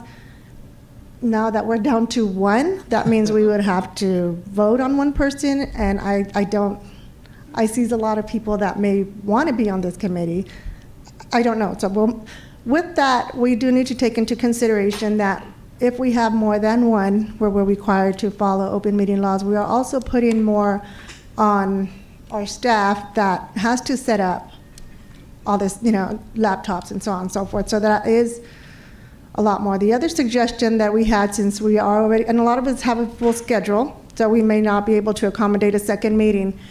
The other suggestion would be to extend our current meetings earlier, extend them so that right now we all aim to leave by 3 o'clock. Some of us have kids and other places to be. We're under the understanding, yes, the meeting can last longer if needed. However, we really haven't extended it past 3 o'clock. I think there's been like one that we did. So that is another option where we would have maybe the first part of the meeting be exclusively a working session. That way everybody's here, we're following open meeting laws. Ms. Yolanda, Mr. Hernandez do not have to set up extra. So that is another suggestion. I'm not sure if anybody else has any comments on Ms. Bell. Mrs. Carter, this is Ricky. Oh, yes, Mr. Hernandez.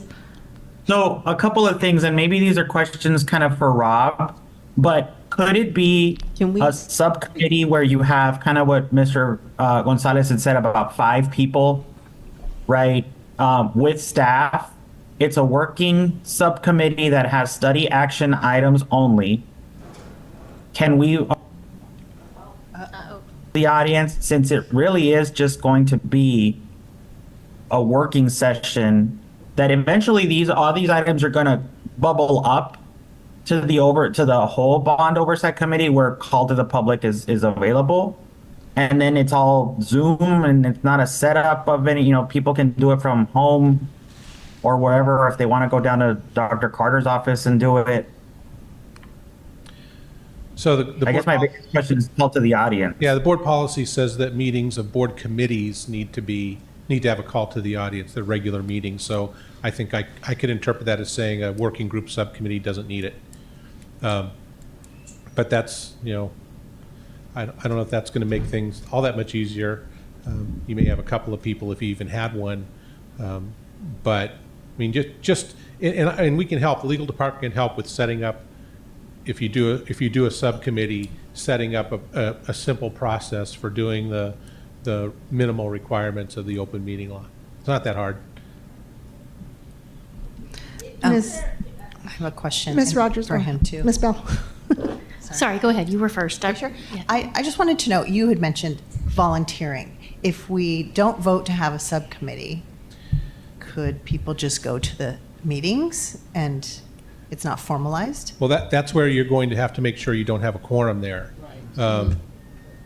And also communicating with a quorum, not even at the same time, but through, over time can also end up with an open meeting law violation inadvertently.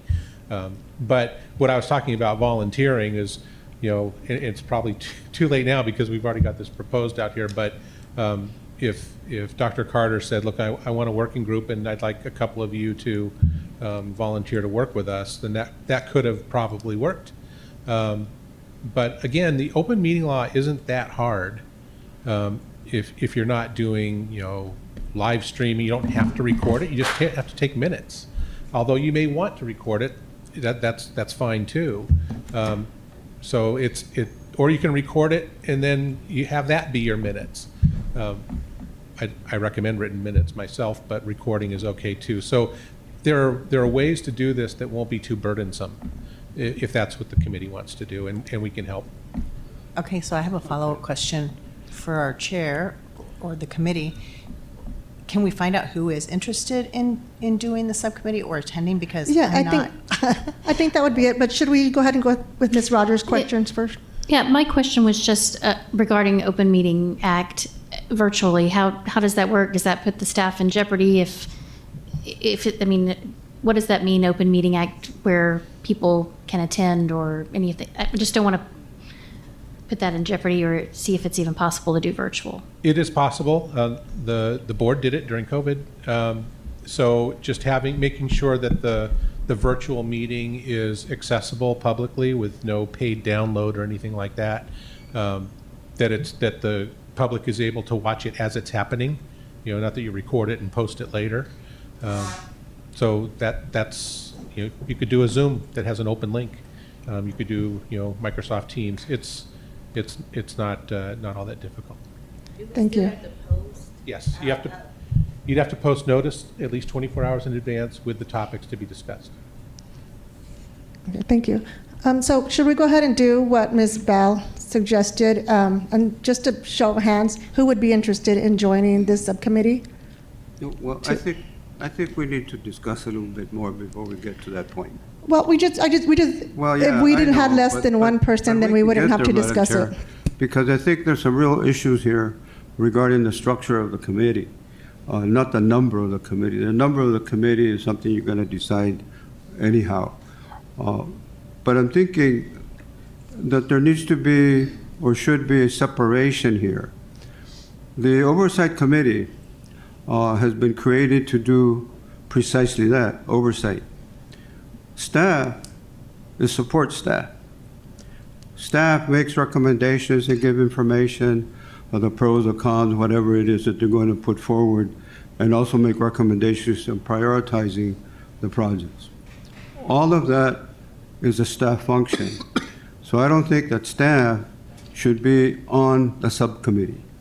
The subcommittee ought to be members of this committee, because then they're going to be taking some action and bringing it back to the committee for It will be final members of our action. committee, but Okay. what we're hoping for is to have more of a conversation, Mr. Gonzalez, so we do need to have Well, staff I know, present. I'm just making some look, I've been on many, many subcommittees.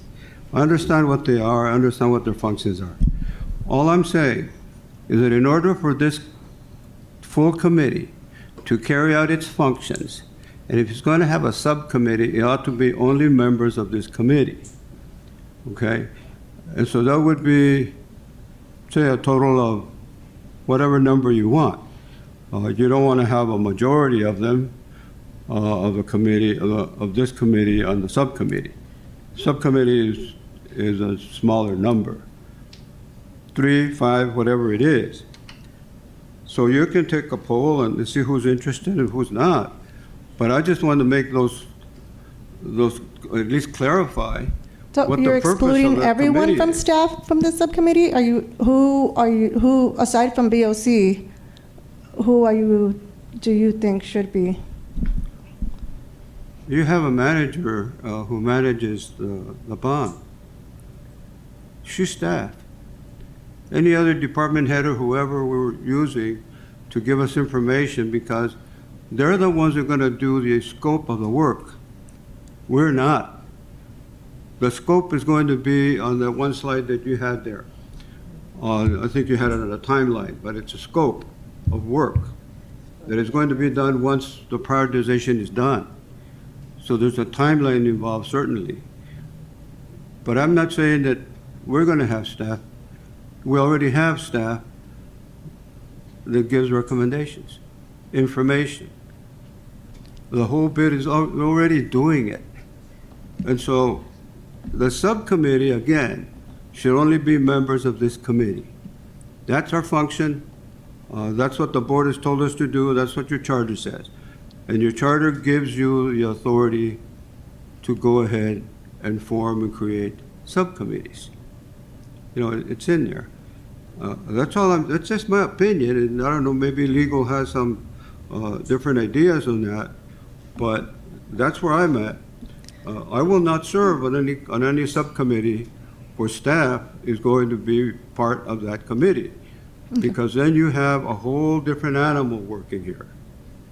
Okay, thank you, Mr. Gonzalez. Ms. Rogers, did you have? Mr. Hernandez, go ahead. So based on, if staff are not going to be allowed to participate, if that ultimately is the recommendation of the committee, then as staff, then as the kind of the overseer of the bond, I would withdraw a recommendation entirely, because it defeats the purpose of what we're trying to achieve, right? Because of my presentation where I'm telling you that we have to work on reprioritization, that's going to be a time intensive, it's going to be labor intensive, it's going to be time intensive. Staff are the experts, right? We are hired to advise the board and the committee, and we want to do the work alongside you so that committee members representative of the whole can ask questions, dialogue. They can essentially be quasi staff members, if you want to look at it that way, that we can do in partnership, so that when we get to sit in front of all 13 of you, we've, not only do we have committee members who can speak on behalf of the projects, but then can help advise, because it's going to be a multi-prong approach, right? It's not just the committee. We're going then to start it, we want to follow the process that the governing board follows when we start implementing large scale things, which is we take information items to the board only, let them ask questions, dialogue with us, debate with us, so that we can know and get some feedback, refine it, take it back before we then come back one final time and then ask for action, right? It wouldn't preclude the committee from ever either questioning, debating, or deciding anything, but rather just add more of a process to it, because these 2-hour meetings once a month, especially given the feedback that we received as staff around the EV buses, made us realize that we need you to do more work, you as the committee. And so if essentially what you still want to do is bifurcate the groups, then we'll just continue the process of all staff, and then what we'll do is just do study sessions, have study sessions 1 month, and then in the next month have study action sessions where you could take a vote, and we'll just move forward that way. It's just going to mean that you're going to have to spend more time at your committee meetings, at your BOC meetings together. And that's what we're trying to do, given the time constraints that you all have, and given some of the complaints from community members that these things are not taking place in an open manner. So yeah, it's a little bit heartbreaking to kind of hear it this way, because we put a lot of thought behind this to try to get to a point where the committee is providing us feedback to do good work. Well, Madam Chair, Mr. Hernandez, don't misunderstand me in terms of participation, what I'm suggesting here. What we're talking about here is staff participating through collaboration, through discussions, et cetera, and then making recommendations to the subcommittee. We're not talking about anything else. So, yeah, there's going to be participation from staff. Obviously, they're pretty damn important in terms of being the experts and all of that. I don't disagree with any of that. What I'm saying is that this subcommittee has a function. It has a function by way of what the governing body has told this committee what it's supposed to do and what its function is. And if it's going to have a subcommittee, it ought to have a working subcommittee that's going to be bringing back recommendations, because ultimately there are only recommendations of this full committee to the governing body, and you folks still work as being the individuals who give presentations, because the board is going to have questions that only you professionals are going to be able to answer. So if you want us to do more work, more participation, that's a way to do it, through a subcommittee. I don't have any problems with that. And I don't think it diminishes the ability for staff to participate in collaborating with the subcommittee members at all. So that's my suggestion, that's my recommendation. You may like it or you may not like it, but I've seen a whole lot of committees work in that fashion, and I've been on many of them. But the only way you're going to get us to work is to put the subcommittee in place and give it the functions that it's going to provide.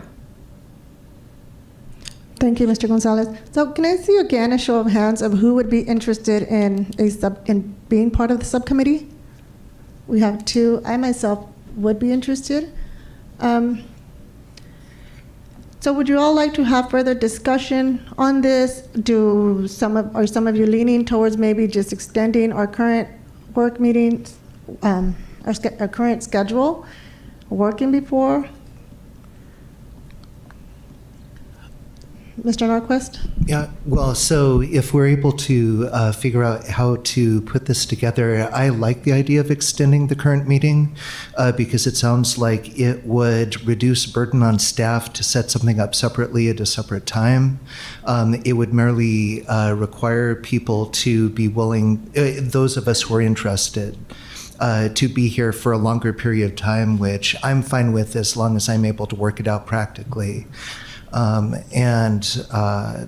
think also that would, depending on how we want to formalize this, it would leave the door open for other members to join in the future if they decided that, even if they're not thinking they want to do it right now, but in the future, if they saw value in attending that extra session that is adjoined to this one, I could see how that might be a good thing too.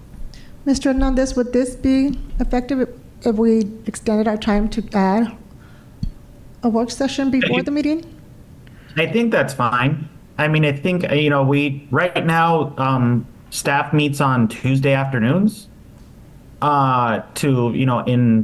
we meet weekly, or Dr. Carter, puts together the staff meeting weekly. If we wanted to move it to start this earlier and have that be like a committee session, kind of like, nonprofits that I worked with, they'll have like executive meetings beforehand. Our board does that, right? They have their executive sessions right before the board meetings. I think that's a reasonable way of just saying, okay, you three show up an hour earlier or whatever, and then that way then you go into the committee meeting. I think that's a reasonable way to do it. We could, I don't know, Dr. Carter, if you see anything differently. So just so I'm clear, is this proposal saying Peter, or I think it was Peter saying this, and Mr. Gonzalez, that is this with staff or without staff? I guess I'm trying to figure that part out. Are you proposing that it's separate, just I encourage with staff, at least anything that we will be discussing, whatever the topic may be, whoever needs to be present. Ms. Borboa, would extending the time period be okay? Would that work for you and Ms. Hernandez? Yeah, It wouldn't. There's nothing else happening here during. we usually block it off, so we just block it off a little bit earlier just to set up a little bit earlier. Madam Chair, let me offer a suggestion, if I might. Mr. Nandan had his hand up. So are we talking about extending the oversight committee's time from 1 to 4, or are we talking about having a subcommittee that meets before and then the oversight committee meets after? I would suggest, I think the subcommittee I like Mr. Norquist's idea that anybody who might want to come in before, so I would like to schedule it prior to our existing meeting. That's my suggestion, but any other ideas are welcome. Is there any quorum requirements that we should be aware of from Rob, or?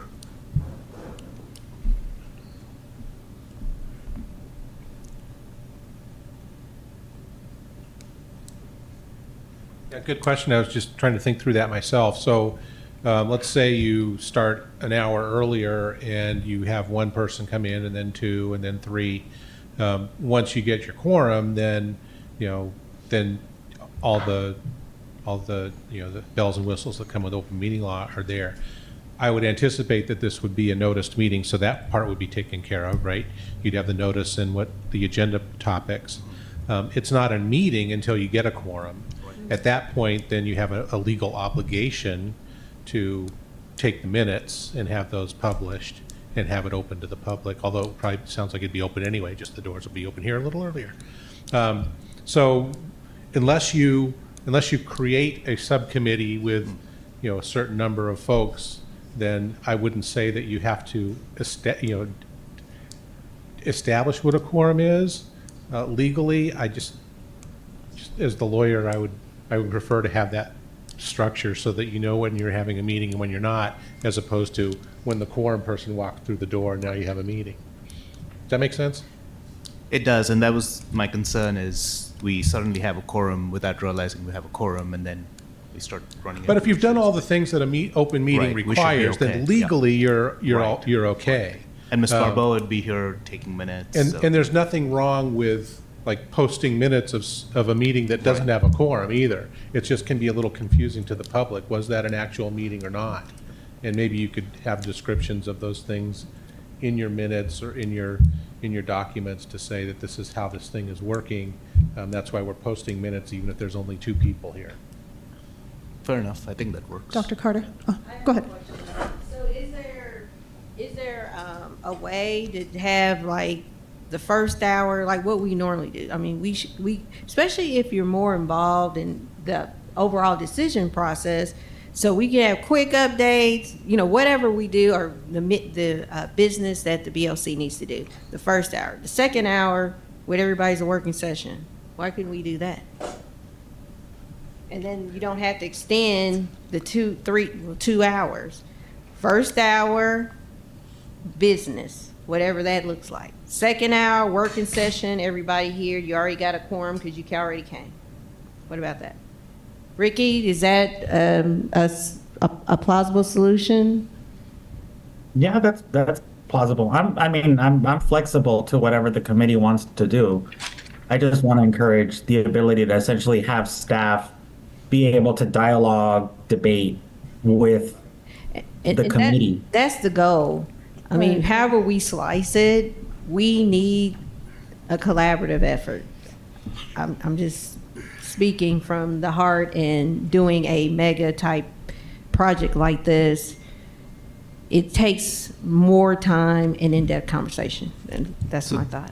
Ms. Rogers, I'm sorry. I think I would still hope we could maybe extend time just to be safe, at least at first, because it feels like, we're already a little over 3 and We're losing some with of just our- business. So I think maybe at least if we start out with the 3 hours, and then if we can really do 1 hour of business and 1 hour of work session, we can change it back. Well, do we want to take a vote on this, or do we want to table this going, we are short, 4 committee members right now? Mr. Nandan. The last thing I had on this was, we're trying to do 2 sessions. This would only limit us to 1 session. So I think the desire was to meet a little more often so we can get more information and feedback. So just something to be aware of. Sure.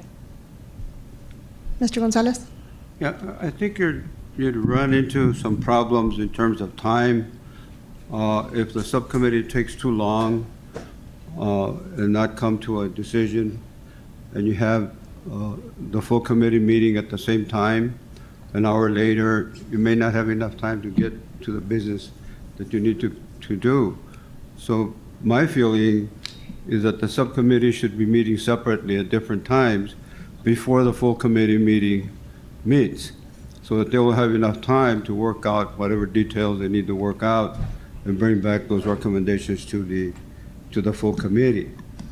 Having said that, I want to go back and backtrack a little bit in terms of the structure of the committee and the number of committee members. I would agree to have staff being part of the subcommittee if it's not a majority of members that would override the subcommittee members. In other words, if we limit the number of members of the subcommittee to say 5, then you would have 3 subcommittee members from the full committee and 2 staff members on the subcommittee, with other staff members providing information that is necessary. But not, say, 3 staff members and 2 subcommittee members, because that would constitute a majority of staff. That's what I'm concerned about in terms of the number of people that would be on the subcommittee itself, not to exceed X number. It could be 5, it could be 7, whatever number you think is appropriate. And then 3 and 2 or 4 and 3 or whatever you want. And that way, you're not going to have a situation where staff is going to be making the decisions and not the subcommittee and the full committee. It's got to come back to the full committee anyway. There's a hand. Oh, Ms. Ekstrom, go ahead. Is the goal to make decisions at these subcommittee meetings? Because if there is no quorum, I don't see how decisions can be made. No, we're not asking to make decisions. We would report back any information to the BOC, whoever is on the subcommittee. It's more just to encourage to have a conversation with Dr. Carter and anyone else that, regarding whatever that specific project may be. Yeah. Okay. So my recommendation would be to have staff there. I don't see how a committee goes and discusses all of these things without staff present. Correct. I agree. So at this time, do we want to go ahead and table this so we can have a little bit more discussion or possibly consider other ideas? Should we table this for the next meeting? Yeah. Yeah. So do I need to make a motion to table it? Okay, so I'll make a motion to table this item for the next meeting to be placed on our agenda. I second. So seconded by Ms. Coleman and Ms. Bell. All in favor, say aye. Aye. Any opposed?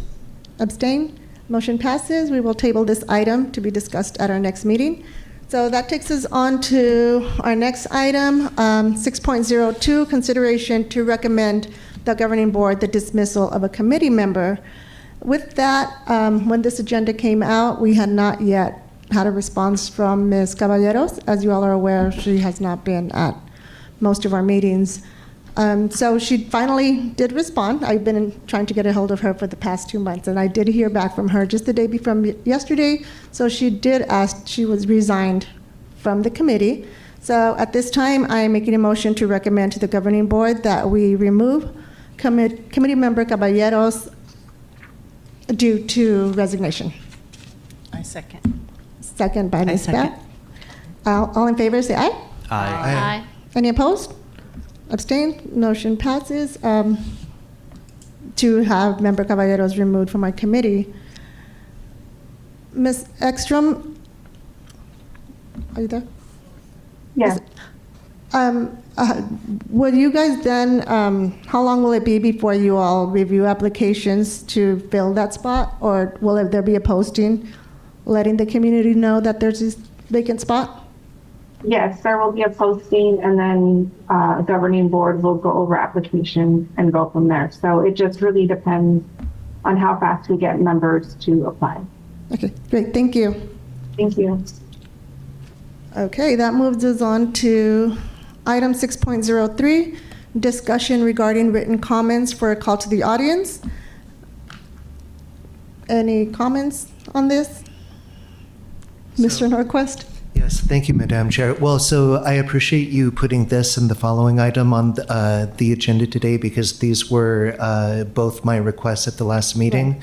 I just want to briefly encourage us to vote yes on this because it will bring us in line with the governing board itself as well as at least some other subcommittees. I doubt that it will create any particular time burden, all things considered. Not nearly as many people are watching this meeting as the main meeting, and I can't think of any downside. But with complaints that people cannot make it in the afternoon, this is one way for people to at least voice their thoughts if they have to work during the day and can't make it. I agree. Is there any other comments, discussion? No? So I make a motion to accept written comments.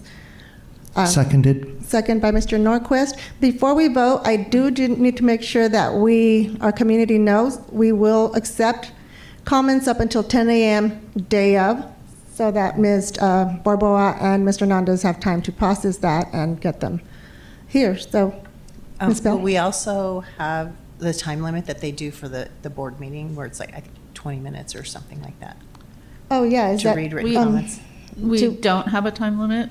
I mean, currently you don't have a time limit. So is that something we can vote on next? The board meetings have, for a regular meeting, they have a 45-minute call to the audience, and for a special meeting, they have a 20-minute call to the audience. But I don't think any of our committees have a time limit. Would we have to vote to set a time limit, or Rob, Mr. they would have to Ross? vote to set a time limit, or?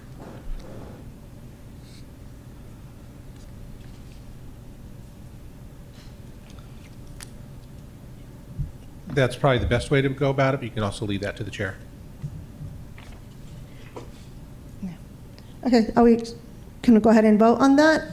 Do we need to do? Do we have a time limit works for written comments? Oh, I think you read until time 30? runs out. Oh, so we're going to So have you're to not- read them in the meeting when we get written comments? So what would happen is that either the chair or the vice chair would read the comments. There's a 3-minute limit to each comment. Okay. And I usually keep the time limit for that part. ready. Okay, shall we, let's go ahead and do a vote on that, whether we should accept written comments. All in favor, say aye. Aye. Any opposed? Abstain? No? So motion passes. We will start accepting written comments. Next, let's move on to 6.04, discussion regarding live stream option for Bond Oversight Committee meetings. We had invited Ms. Escamilla to speak a little bit more on this. Unfortunately, she had another meeting. She couldn't join us here, but we will have Ms. Borbora speak a little bit more on that.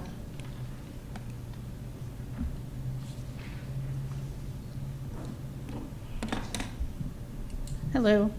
So we do have a total of 5 working committees right now. So 3 of those committees are via Zoom, and 2 of those are in person, being your committee and then the audit committee.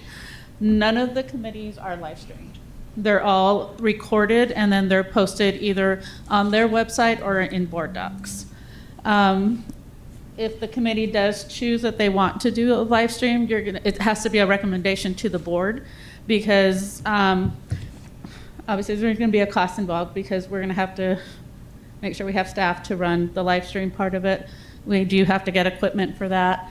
So that would, and we're going to have to do it for all 5 committees, not just for the Bond Oversight Committee. So it's up to you guys what you want to do on this.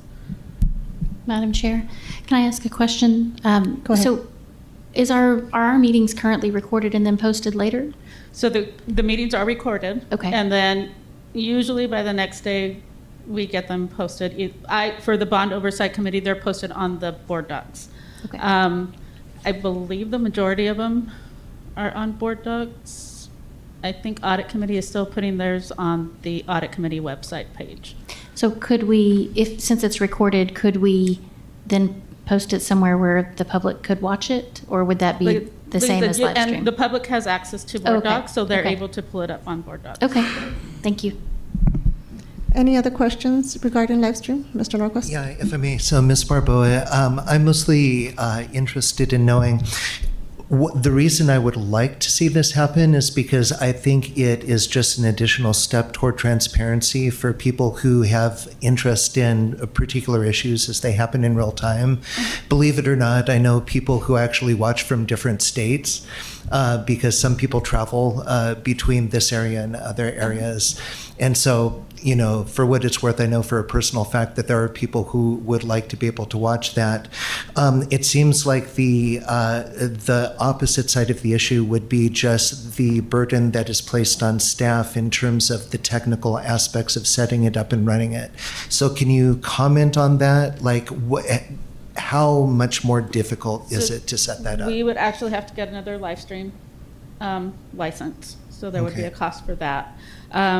The equipment is probably needing another computer that's going to be able to function for the live stream. So there's the cost for that. Personnel, because there's going to have to be one person that's going to be dedicated to doing the live stream, so which would entail setup prior to make sure that the live stream is running and working.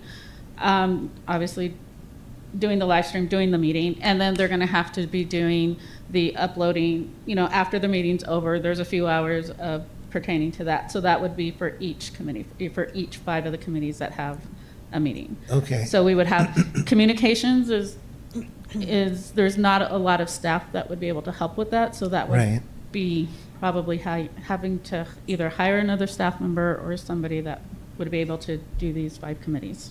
Okay. And just out of curiosity, if it applies to one committee, it seems like it has to apply to the other 4.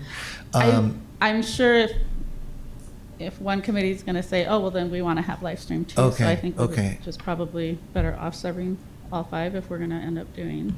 Right. Like I said, the three of them are on Zoom, and then it's just the 2 that are in person. So, Okay. yeah. All right. Well, I appreciate your answers to that. I mean, I will say right now I'm torn because what I said initially I still think is true, but I also appreciate the fact that there are these numerous technical things that you just explained that would make it more onerous to do. Okay. So it's good to know about that. Okay. Thank you, Ms. Barboa. You're welcome. Okay, then moving on to future meeting dates and agenda items. Our next meeting is scheduled for October 17th, 2024. Same time, since we didn't vote on a subcommittee. Same time, 1 o'clock. Would like to remind everyone that we have our virtual town hall next Thursday, September 26th. Let's help get the word out. We'd love to see you there, also representing the BOC. I'm sure our community would like to put some faces to the names that they hear in terms of that. So hopefully you all will join.